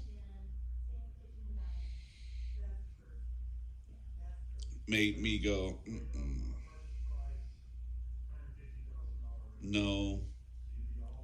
There are some things that I just can't stand. So the calls that I got last night, I'm gonna share probably later on this week or next week, probably next week, because we've made it through. We made it through this week, and trying to put together another show about this by Friday is going to be mostly impossible with the folks that I need to talk to. So I told them, I said, y'all need to understand something. It's not that I'm coming for you. I'm not coming for you. We need some answers.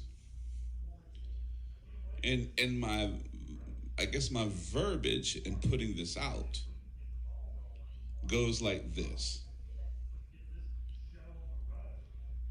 We have to treat everybody equally. If that was your son, your mom, and that happened to you, I think that you would expect me to do the same. If that happened to me, God knows we don't want that to happen to anybody else. If that happened to my child, if that happened to a loved one of mine, I'm expecting the army. I just became Susan Rice. Y'all better send the army to come get these people.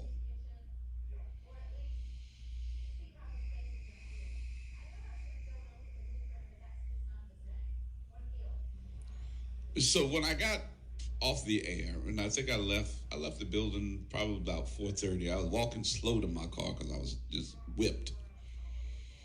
My phone started ringing.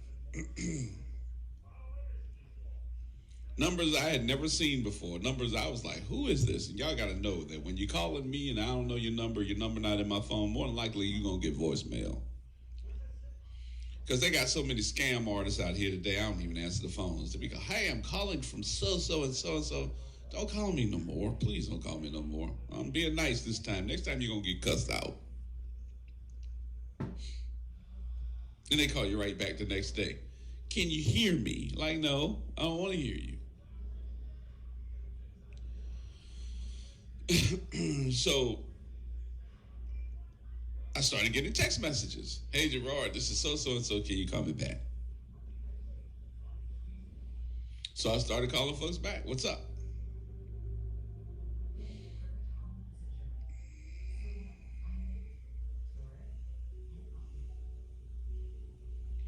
Man, we heard your show. Oh, you did? What about the show? Man, that was pretty rough. So yeah, pretty rough. Well, what we were calling you about, man, is that there's some things that you just don't know. Okay.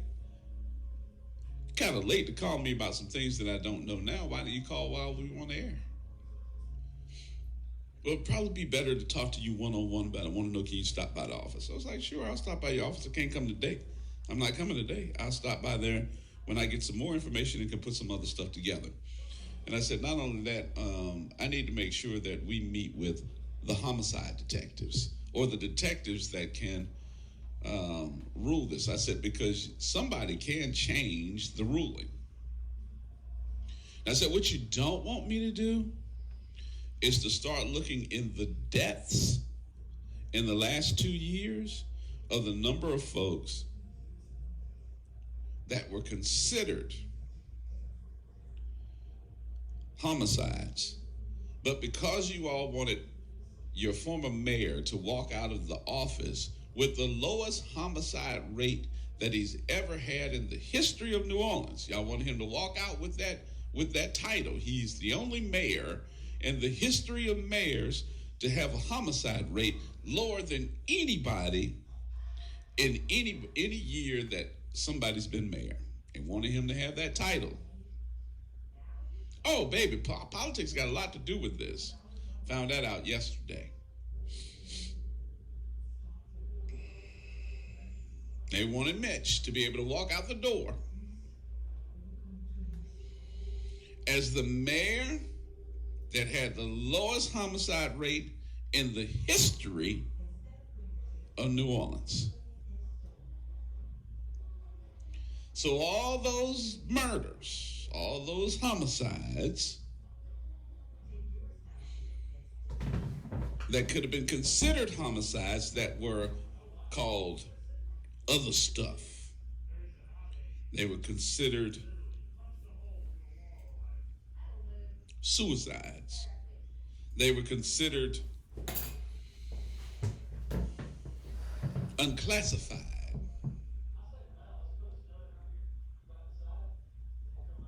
They were unclassified until the next year.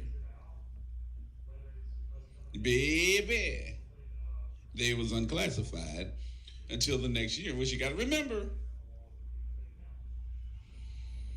That unclassification means that it does not go on the murder roll. Now, let's say you died October, November. And your murder or your demise, I'll put demise, was then considered unclassified.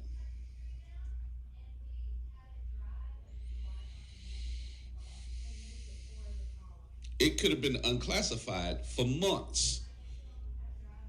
October, November, December rolls around, nobody's classified your death. Then on January 1 of the next year, your death is classified as a homicide. It does not go as a homicide for that year.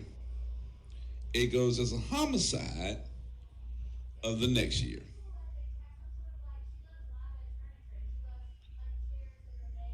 Then if I didn't want you to be on the homicide list, no investigation, no nothing could come up. We'll just call it suicide.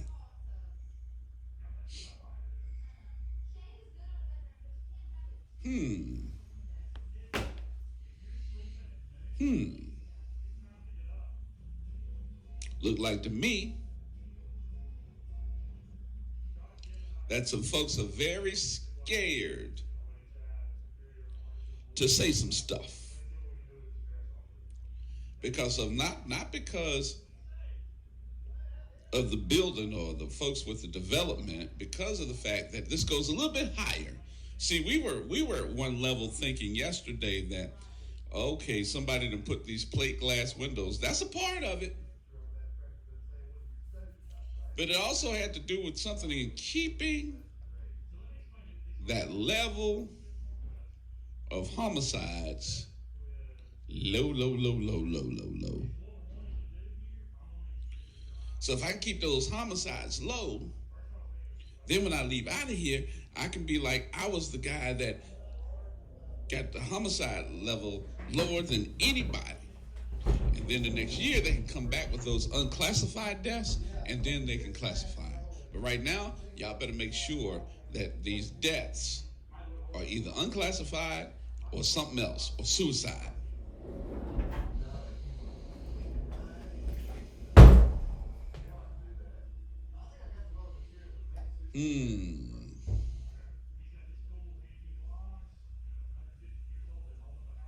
How you make that happen? How you make that happen? It's easy. Get all the agencies on board. Let them know that we're not going to have anybody shot to death. We're not going to have these folks. We'll just have what we call, and when there's a couple of shootings, now understand something. I'm not making this up. This is the conversation that I had last night with some higher ups. Some folks that called me last night. I was sitting there with my mouth wide open. So y'all know why. So you know why I went to bed early, because I was spent. after doing that show and hearing all of this crap.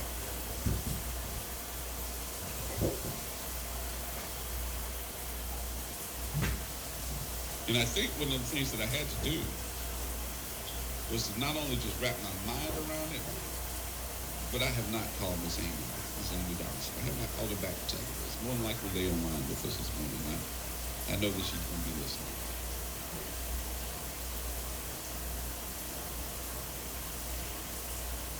But our question should be,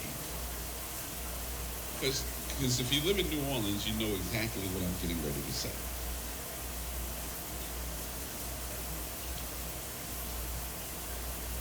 All of a sudden, you would hear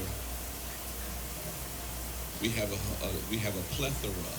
I'll say plethora of shootings. Correct? It's like somebody got shot here, somebody got shot here, somebody died here, somebody got carjacked and shot and ran over, something happened.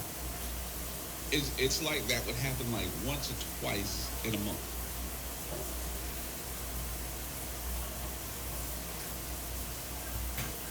And nobody would say that we have too many shootings.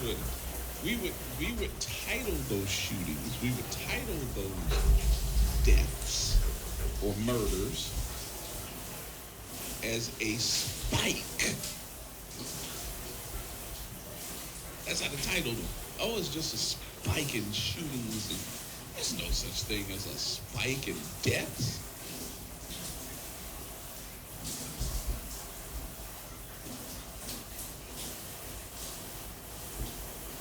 Somebody got a bullet hole in their chest. I'll never forget this. There was a example that was used last night.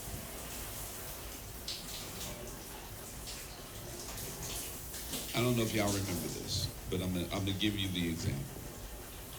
Y'all remember, I think this was December of last year, or November, December of last year, where there was a motorcycle.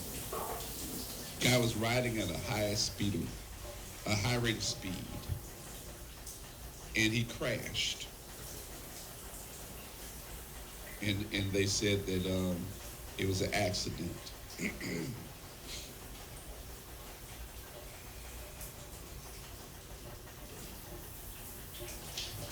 He had a fatality. Traffic had to come out and say, you know, he died because he was traveling at a high rate of speed and lost control. Well, come to find out,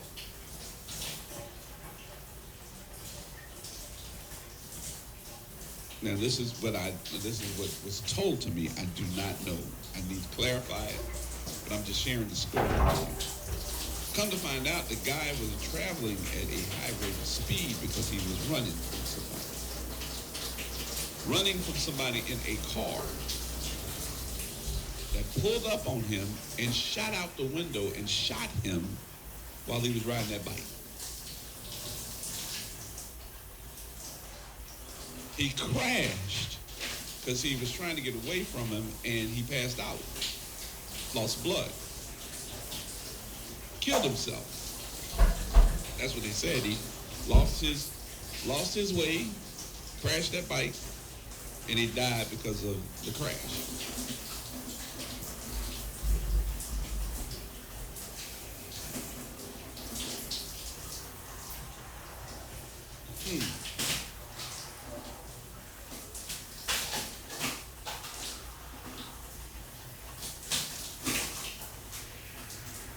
Yep, that was on Chef Highway.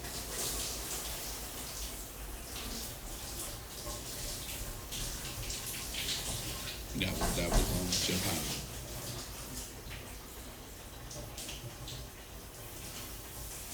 So as this happened, here comes the coroner to pick him up.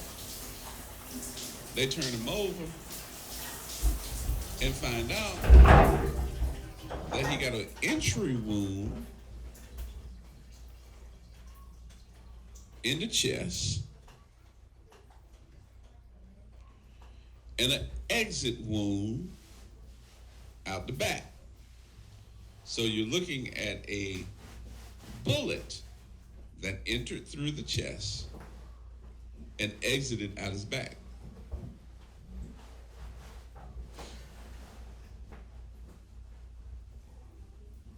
He bled out and passed out while he was riding his bike. Crashed and he died. Now check this out.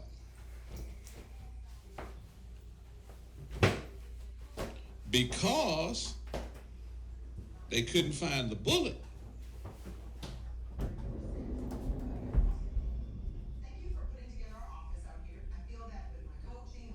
they classified it as a accidental death because he crashed his bike. They didn't classify it as somebody got shot and died because of that shooting. Because remember something, there was no bullet.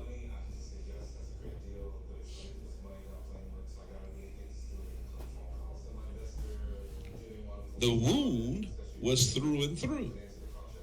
Everything is always based around money. I need you guys to determine what my value means. This is a big risk for me. He's running for his life because he knew somebody was after him. They shot him while he was on his motorcycle.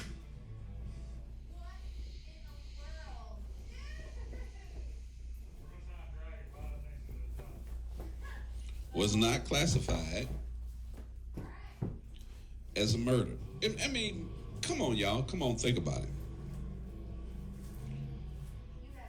Anytime somebody break into your car, remember something. These 20, 30 vehicle break-ins happening in a neighborhood. They weren't classified as break-ins for 20 or 30 vehicles. They were classified as one incident. One.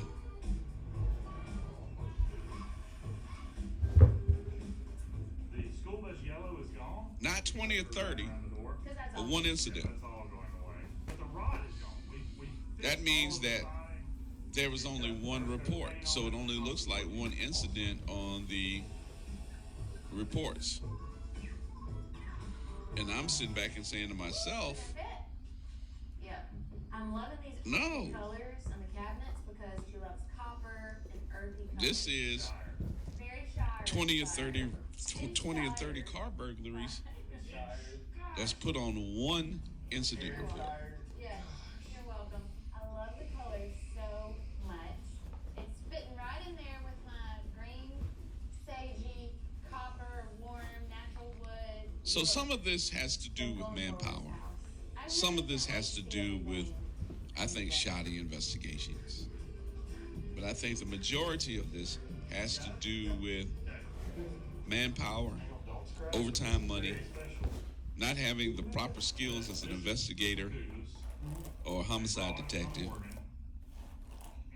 And then the biggest part of this is the political ramifications of classifying somebody's demise as a homicide and instead of something else, so we don't look like the murder capital of the world. It's whimsical. It's a natural wood color. It works with the copper tones that we love. Just think. What have you been hearing about these murders? Nothing. When Nagin, Riley were the mayor and the police chief, you heard about that every day. You woke up getting the paper, and it was on the front page of the paper when your former mayor, Landrew, got on. The next thing you know, we got NOLA for Life, midnight basketball, and all this other bull crap that don't mean nothing. Wisner funds being taken and put toward this. The revitalization of the Melanie Boys Home, but we ain't putting boys in there to really do anything. the revitalization of this. We saw all these little white kids that were now called urban specialists and put in City Hall. I'm like, wait a minute. You ever been to an urban area before? No. You're an urban specialist? Did you study urban specialty in school? No. Oh. But my father is a senator. Okay. That's a lot of counter space. Conversation look good. Yes. Let me protect my baby. Let's see, we need to put more police protection in New Orleans. So what we're going to do, we're going to have a contract with the state police. We're going to put the state police in New Orleans. We're like, yay, and then we find out that they're going to be in the French Quarter. But the majority, and at least a third or a fourth of the money that comes from your tax dollars comes from people out in the East. But you have yet to get the police protection that you're looking for. I love copper, and it's one of those materials that's relatively inexpensive. It looks like $1 million, and it is warm, and it is cozy, and it is. But nobody told you how much it costs to get those state police. See, we don't get those state police for free. The city of New Orleans has to pay for that. That's a $2.6 million contract with the state police that we pay for every year to come in and be in the French Quarter. 13 blocks. Because that's the tourist. That's the tourist area. But we'll put $400 million into the Superdome.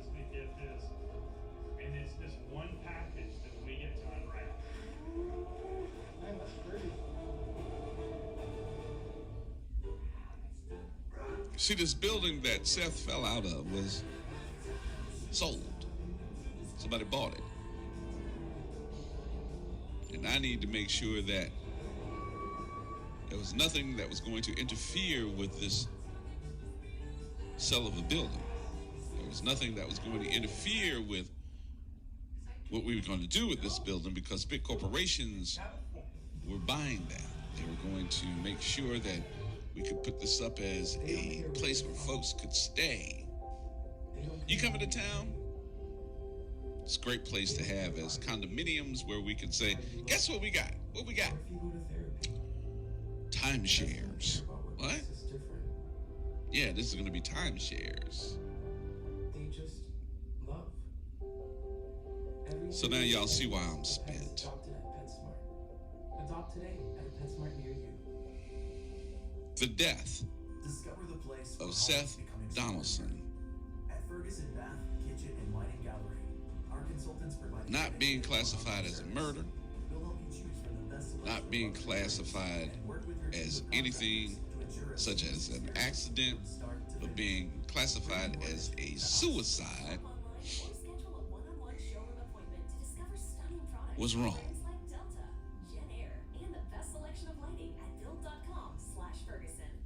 Never be afraid of your strength. It was wrong. Your body is capable of amazing things. And I think And see how far that all the politics involved be your strongest. has got to be considered in this cluster, you know what. We've ever seen. Unfortunately, a young man lost his life. But with all the agencies of law enforcement that were involved in this issue, because we saw the state police, we saw the NOPD, we saw the detectives, we had all these different agencies. I guess my question to Ms. Donaldson would be, I'm not building a big table here. We're building what's going to happen? How cool is it to work with somebody who's moving here from the coast? Even if we prove it wrong, what's going to happen? These redwoods grow. It's burnt. So this tree, these were cut pre-World War II, and then there was a forest fire in like 1964. My confidence level in what we saw is shook. My confidence level is shook. You all right for the sander? And I'm hoping that everybody else here too can look around and say, We're gonna do one more. We're wanting to do Live Edge because it, you know, it goes back to that hobby. the NOPD needs to reopen and take it all the way down to 800 grit. And then this we're gonna case. seal it. And we're gonna just Dr. McKenna, who I know very well. I know Miss Beverly. I know Dr. McKenna. figure of this wood tell the story. I need you to look at this case again. Tree, the log that we carried up to Tupelo and got dried. Yeah. What if we took it, Especially cut it, Yeah. made that the base? Yeah. Just have two legs, real simple. That's gonna look real how I see it. man. Hmm.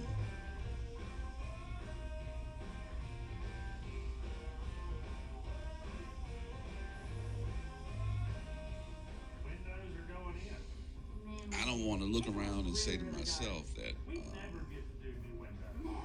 And this is like such a special treat. Hey, Jill. Hi. politics had a lot to do with this. That helped. That helped. Thank you. You're welcome. But politics had a lot to do with this. So pretty. Were these custom made? Yeah, girl. Yes, ma'am. And I definitely don't think this is a racial issue. This is not a racial issue. But I will put it this way, Howard. Cool breeze in. Yeah. If this could happen to Seth, So beautiful. imagine It's a little oasis out here. Today, Mallory and I are going to our what could friend happen to you. Sasha's house because she makes this gorgeous copper jewelry, all things copper, really. But then our friend Dawn told us she also makes. If this could happen to Seth, and I know that's a terrible comparison. She made it was hard to visualize what you were saying. I know. Is that cool? It's pretty fun. It'll be original and different. Okay, so Kathy loves whimsical style of any kind. This But is I like- really feel that like this politics, carved wooden bowl that feels very earthy, and then these whimsical shapes in copper, her favorite material. Politics. I can't think of a more perfect little gift. Oh wow, this is super has everything to do with this right now. From the calls that I got last Where do you night, made all your jewelry? Yeah, it was my dining room. this is a political issue This is way cooler than mine. just as much as we're talking about somebody being on the take, maybe with So we had some type of permitting, all this other stuff. But that, to me, that don't have anything to do with this young man's death. That has to do with the ramifications of what this building was. And whenever you lay it out, you'll form it and just do it like a pilot. Then And you want that's to hold it. And we'll use what our made me little go, copper whoa, brass, Nelly. and then you just go to town. Once we get it all where you want it, like this. All of y'all that's been on the fight Okay. Oh. All right, let's get going. Okay. to get some type of equality in your neighborhoods and your community. I'll agree.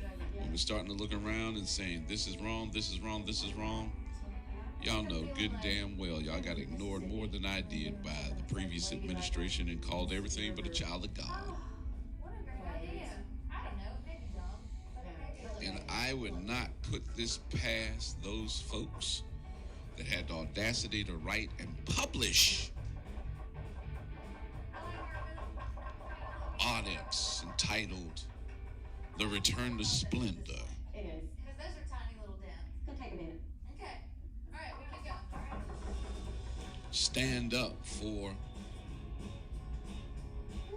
statues in our community Okay, so we could not, that budget-wise, give them like a true Hobbit style. meant something to Civil War Correct, but we could. when you have a give them 67% that African American shape base, with the curve in the windows. or when they had a posse that came in here and kicked the ass of the police department because they didn't want to have a black police officer on the force.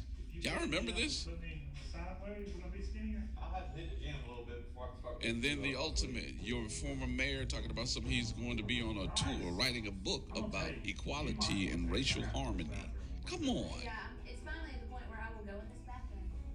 I mean, it was Come just so on. disgusting, filthy. Politics is everywhere. And I gotta tell you, in this one, Tall backsplashes don't always get me out of bed in the morning.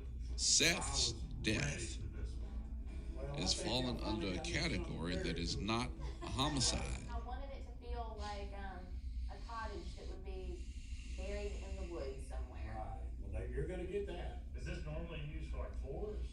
Seth's death does not fall under the category of a homicide. This house was just rich with design cues. You got a fireplace right here with their mantle that they had custom made. Tree growing through the house. Tree growing through the, supporting the house. And that has to be considered. Stone wall in the back. They're not ready. It's gonna be so cool. So I did not plan to have this conversation today.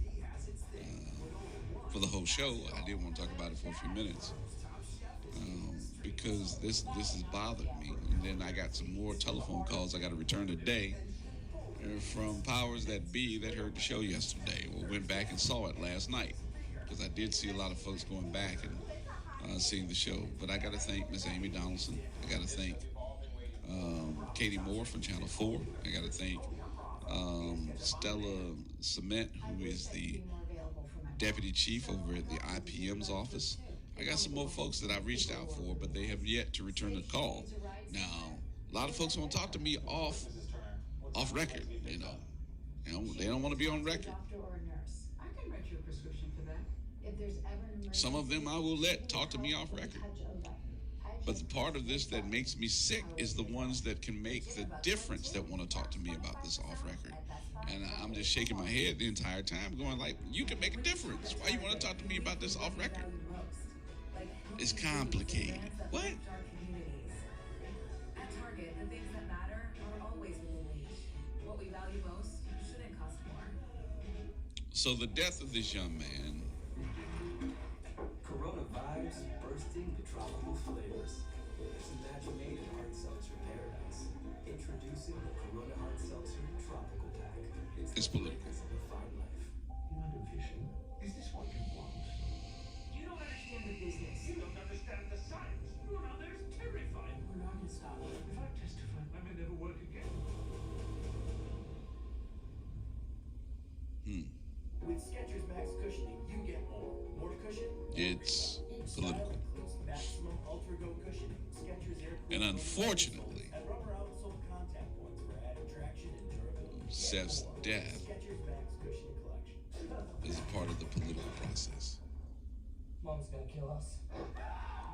Gorilla Super Glues. Of course. Gorilla has a fix for every project. Unfortunately. Brush and nozzle and ultra control gel for the toughest jobs on planet Earth. When you open a jar of Better Than Bouillon, you open up dinner time to great flavor. Chicken, beef, seasoned. I am going to have a conversation this afternoon on the air. Possibilities are endless. Make your I'm going to talk about it a little bit more, but I'm not going to go into the whole show. Our guest this afternoon on WBOK will be the CEO of the nonprofit that is doing land trust in New Orleans. Try us for free before you switch. I don't know if you all heard that show or not, but they got really on windy about nonprofits coming in and taking your land and doing all this other stuff, yada, yada, yada, yada, yada, but not really understanding what it's all about. We now control our home with a touch. And you know what's better than all these things by themselves? So, Together from the most trusted name in security, GDT. Pursuant to the memorandum of understanding. Turn your dish dodgers into helping hands, or your toothpaste tyrant into a responsible rinser. See what change can do. See what Delta can do. Working from home today, and we have been, as an office, working more from home than we have at the Federal Reserve Bank building. Any follow-up conversations, of course, we can do virtually, Zoom or WebEx or something like this. But I wanted to talk to just you. I want to add Mr. Pedersen or Peterson on as your attorney. Peterson. So Ed, have you? Peterson? Yes, sir. Okay. Ed, have you added him on? Ed went to get Mr. Peterson, I believe. All right. Well, then let me just wait until he's on the line. Mr. Harper, while we're here, Yes. did and I may have misunderstood this, but did you lose? That looks good to me. I don't really like it when a lantern hangs low. I'd like it to be above the eye line.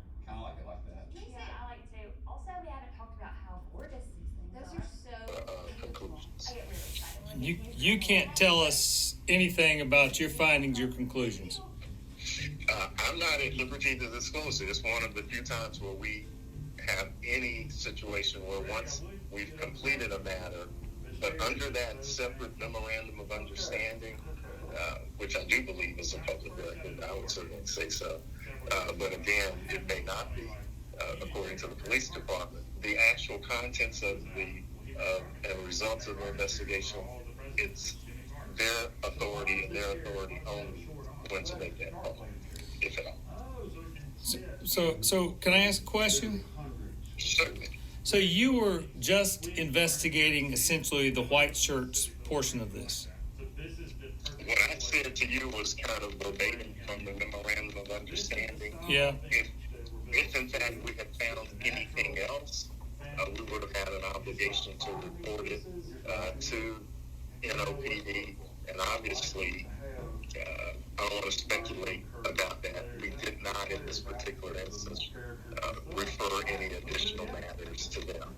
Our authority in these administrative ends of the investigation, because they have, you already know this, they have a robust internal affairs procedure and process, and it does take some expertise in that area because police officers are given additional rights and things of this type.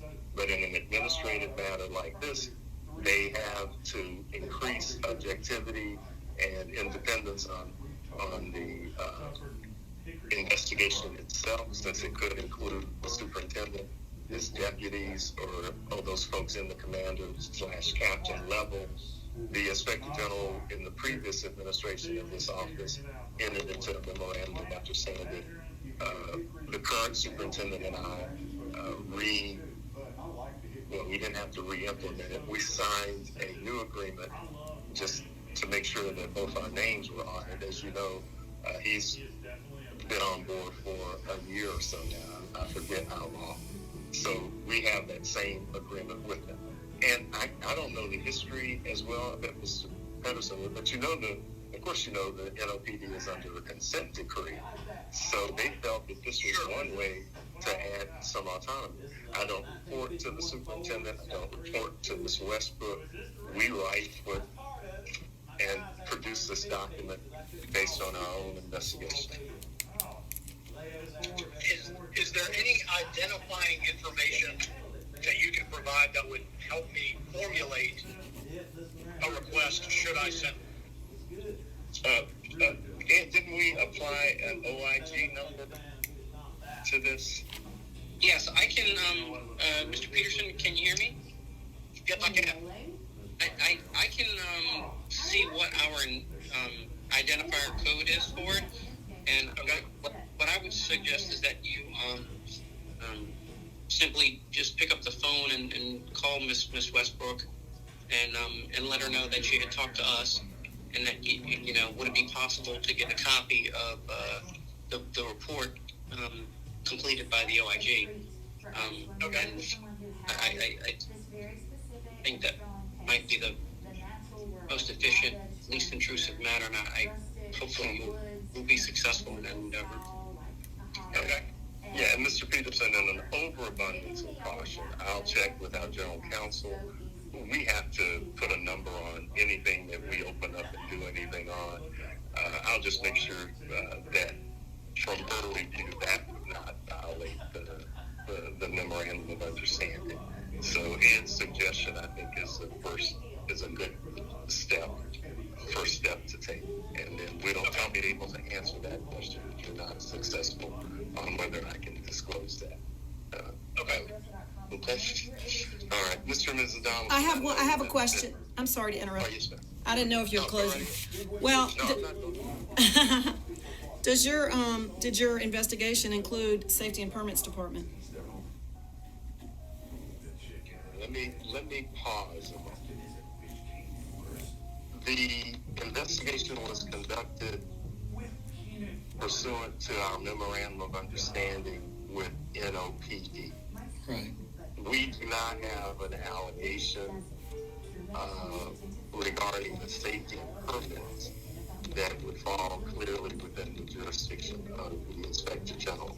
especially since you have, as I understand it, a civil matter going on in that regard.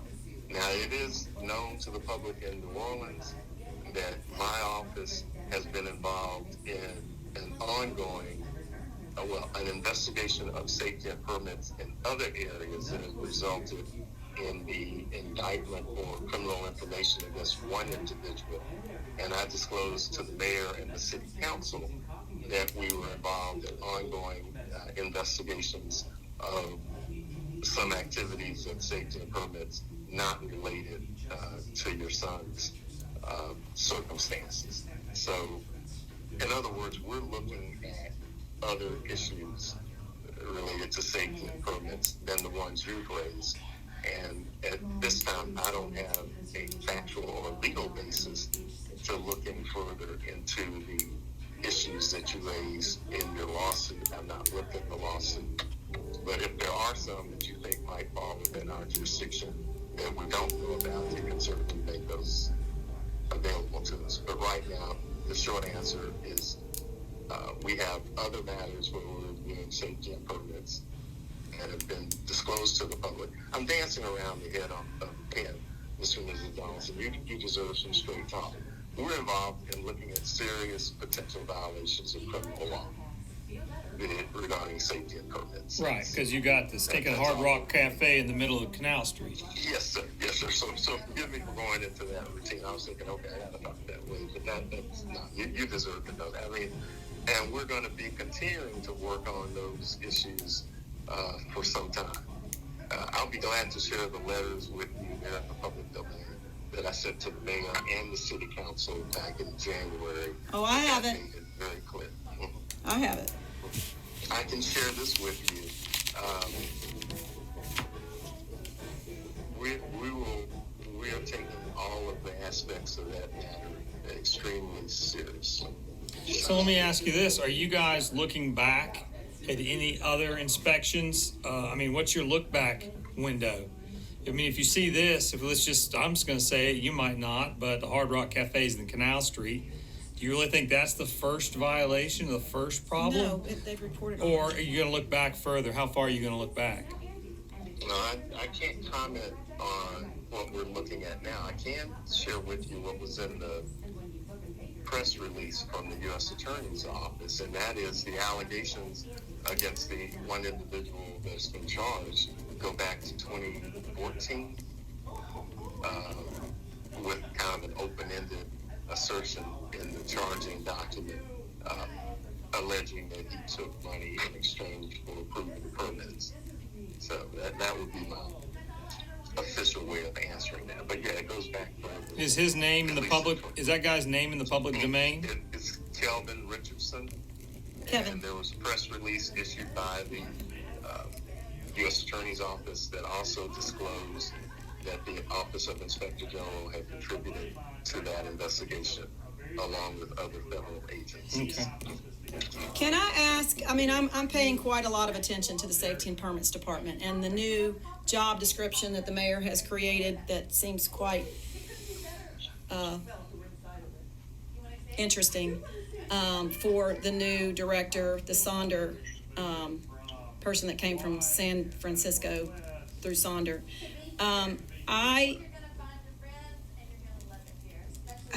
What Zach Smith, the former director, told us he told us two different things. One was that there was no oversight for windows. There was no code for windows over 60 feet. And then he told Katie Moore a few months later, and before he was demoted, that they weren't required to do anything related to the Saratoga loft apartments because it was historic. And he told her that there was really no actual means for how a building is decided to be historic or not historic. And I know you're not going to comment on it, but I wanted to comment on it because I think there's a big problem right there. And I see that the mayor's office is just bringing all those departments together. And that's concerning. I made a note of that. We will add that to our Yes, you can follow me on Facebook and see everything that I think regularly. Mr. I don't do Facebook. You're a wise man. For obvious reasons. You're a wise man. Mm-hmm. You probably sleep I don't well. mean to, I don't mean to change the tone. These are serious matters. No, sir, but we have to. But I have to say that the incident where the federal judge's family was brutally attacked by this guy who was able to obtain their address and was on, obviously, based on news reports, obviously a vendetta against that particular federal judge. Ed, of course, is a former FBI agent. I'm a former assistant United States attorney. Right now, I say after 40 years of being a licensed attorney, all my friends at my age are still working as judges. So we are in a time of some uncertainty, and obviously people who are acting out on all kinds of People are evil motives. well, So you know. I don't do Facebook because I'm easy enough to find as it is. Yeah. I don't blame you. We Okay. have a Facebook page for the IG's office, so I will instruct those who know how to do Facebook to add you as a person so we can get any information that we distribute on Facebook and on Twitter. Oh, I'm already following you on Facebook, your IG page. And it's good. We need to update it. We need Yes, you to do. Make sure that we. Thank you. That's something that I'm not pleased with. Now, any other questions about this until you get or are able to obtain a copy of the report? We will reconvene at a date and time convenience to you if you obtain a copy of the report and have questions about our findings or how we conducted this particular review. I have one more question. Me too. When did you send the report to NOPD? At least 30 days ago, if not more. Well, Ed told me that he was finished with his report on April 23rd. Ed, can you tell me when we transmitted that? I think we sent it about. Yeah. It was out on April 23rd. What he was referring to is that I was out of the office. Right, I know. For about 2 weeks. Yeah. And so it was sometime after that. I don't recall. Right, I just meant it as a reference. Yes, ma'am. Yes, ma'am. That's fine. Thank you. I just wanted to make sure that NOPD couldn't tell me they didn't have it yet. That's all. No, that's it. They have it. They can still tell you that. They do. Mr. Donaldson? Yes. Do you have the contact phone number for the commander, or Commander Westbrook? Yes, I do. Amy but does. she, you know, she's very difficult to communicate with. But yes, we have the phone number. Okay, and I sent you the since you were asking for since Mr. Harper mentioned the press release, that's a public document, so I already sent it to you on safety and permit, and then if I can recommend, maybe wait 24 hours before you contact Ms. Westbrook, and I'll facilitate them knowing that you're going to be calling them, and then so they'll be ready for the call, and then hopefully you'll have a smooth transaction. Thank you. Thank you. And Mr. and Mrs. Donaldson, again, my deepest condolences on the loss of your son, and I will be able to say more about what we could do, but we did do our best to review those issues under our clear-cut authority. So, but I didn't want to end without saying that to you and Mrs. Donaldson at the same time. Thank you. I have one more additional question because I always have more questions. Is there any way for us to know whether the FBI is actually investigating this or not? Even if we knew that, we probably wouldn't be at liberty to discuss that. So I don't know what the Bureau is doing, would be my response. Do you ever come into a situation where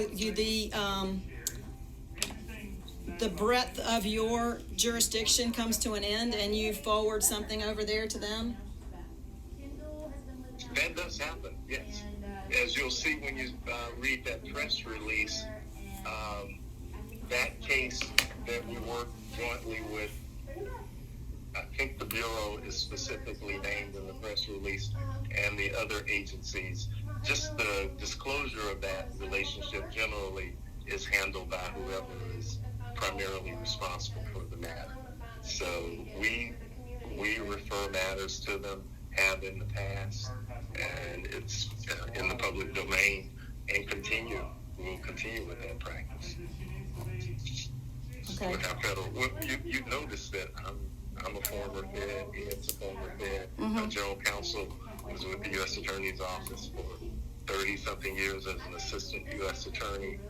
So that's part of our mission, is to act in a law enforcement capacity, and when those administrative matters that we look into turn into facts and circumstances that may have a foundation in state or federal criminal law, then we work with those partners on a regular basis. Okay, thank you. That's all I have. All right, then. Thank you very much. Thank you. We'll be available, Mr. Peterson. I'm sure we'll hear from you or the Donaldsons once you obtain that document, and we'll sit down and talk. Absolutely. All right. Have a good day. All right, take care. Thank you. Ed, I'll call you back in just a minute. Yes, sir. It's just letting us be a part of it. So this is the gray house. It's actually not correct. It's yellow, but it's cute, right? It is. Leslie and John Gray bought the house around 1939 and then lived here about 30 years. And they ran Gray's Grill. It's 3 bedrooms, 1 bath, 1,600 square feet, and they're asking $110,000 for it. Okay. I really like the windows. Yeah. They're pretty. They are pretty. Yeah. The porch is a little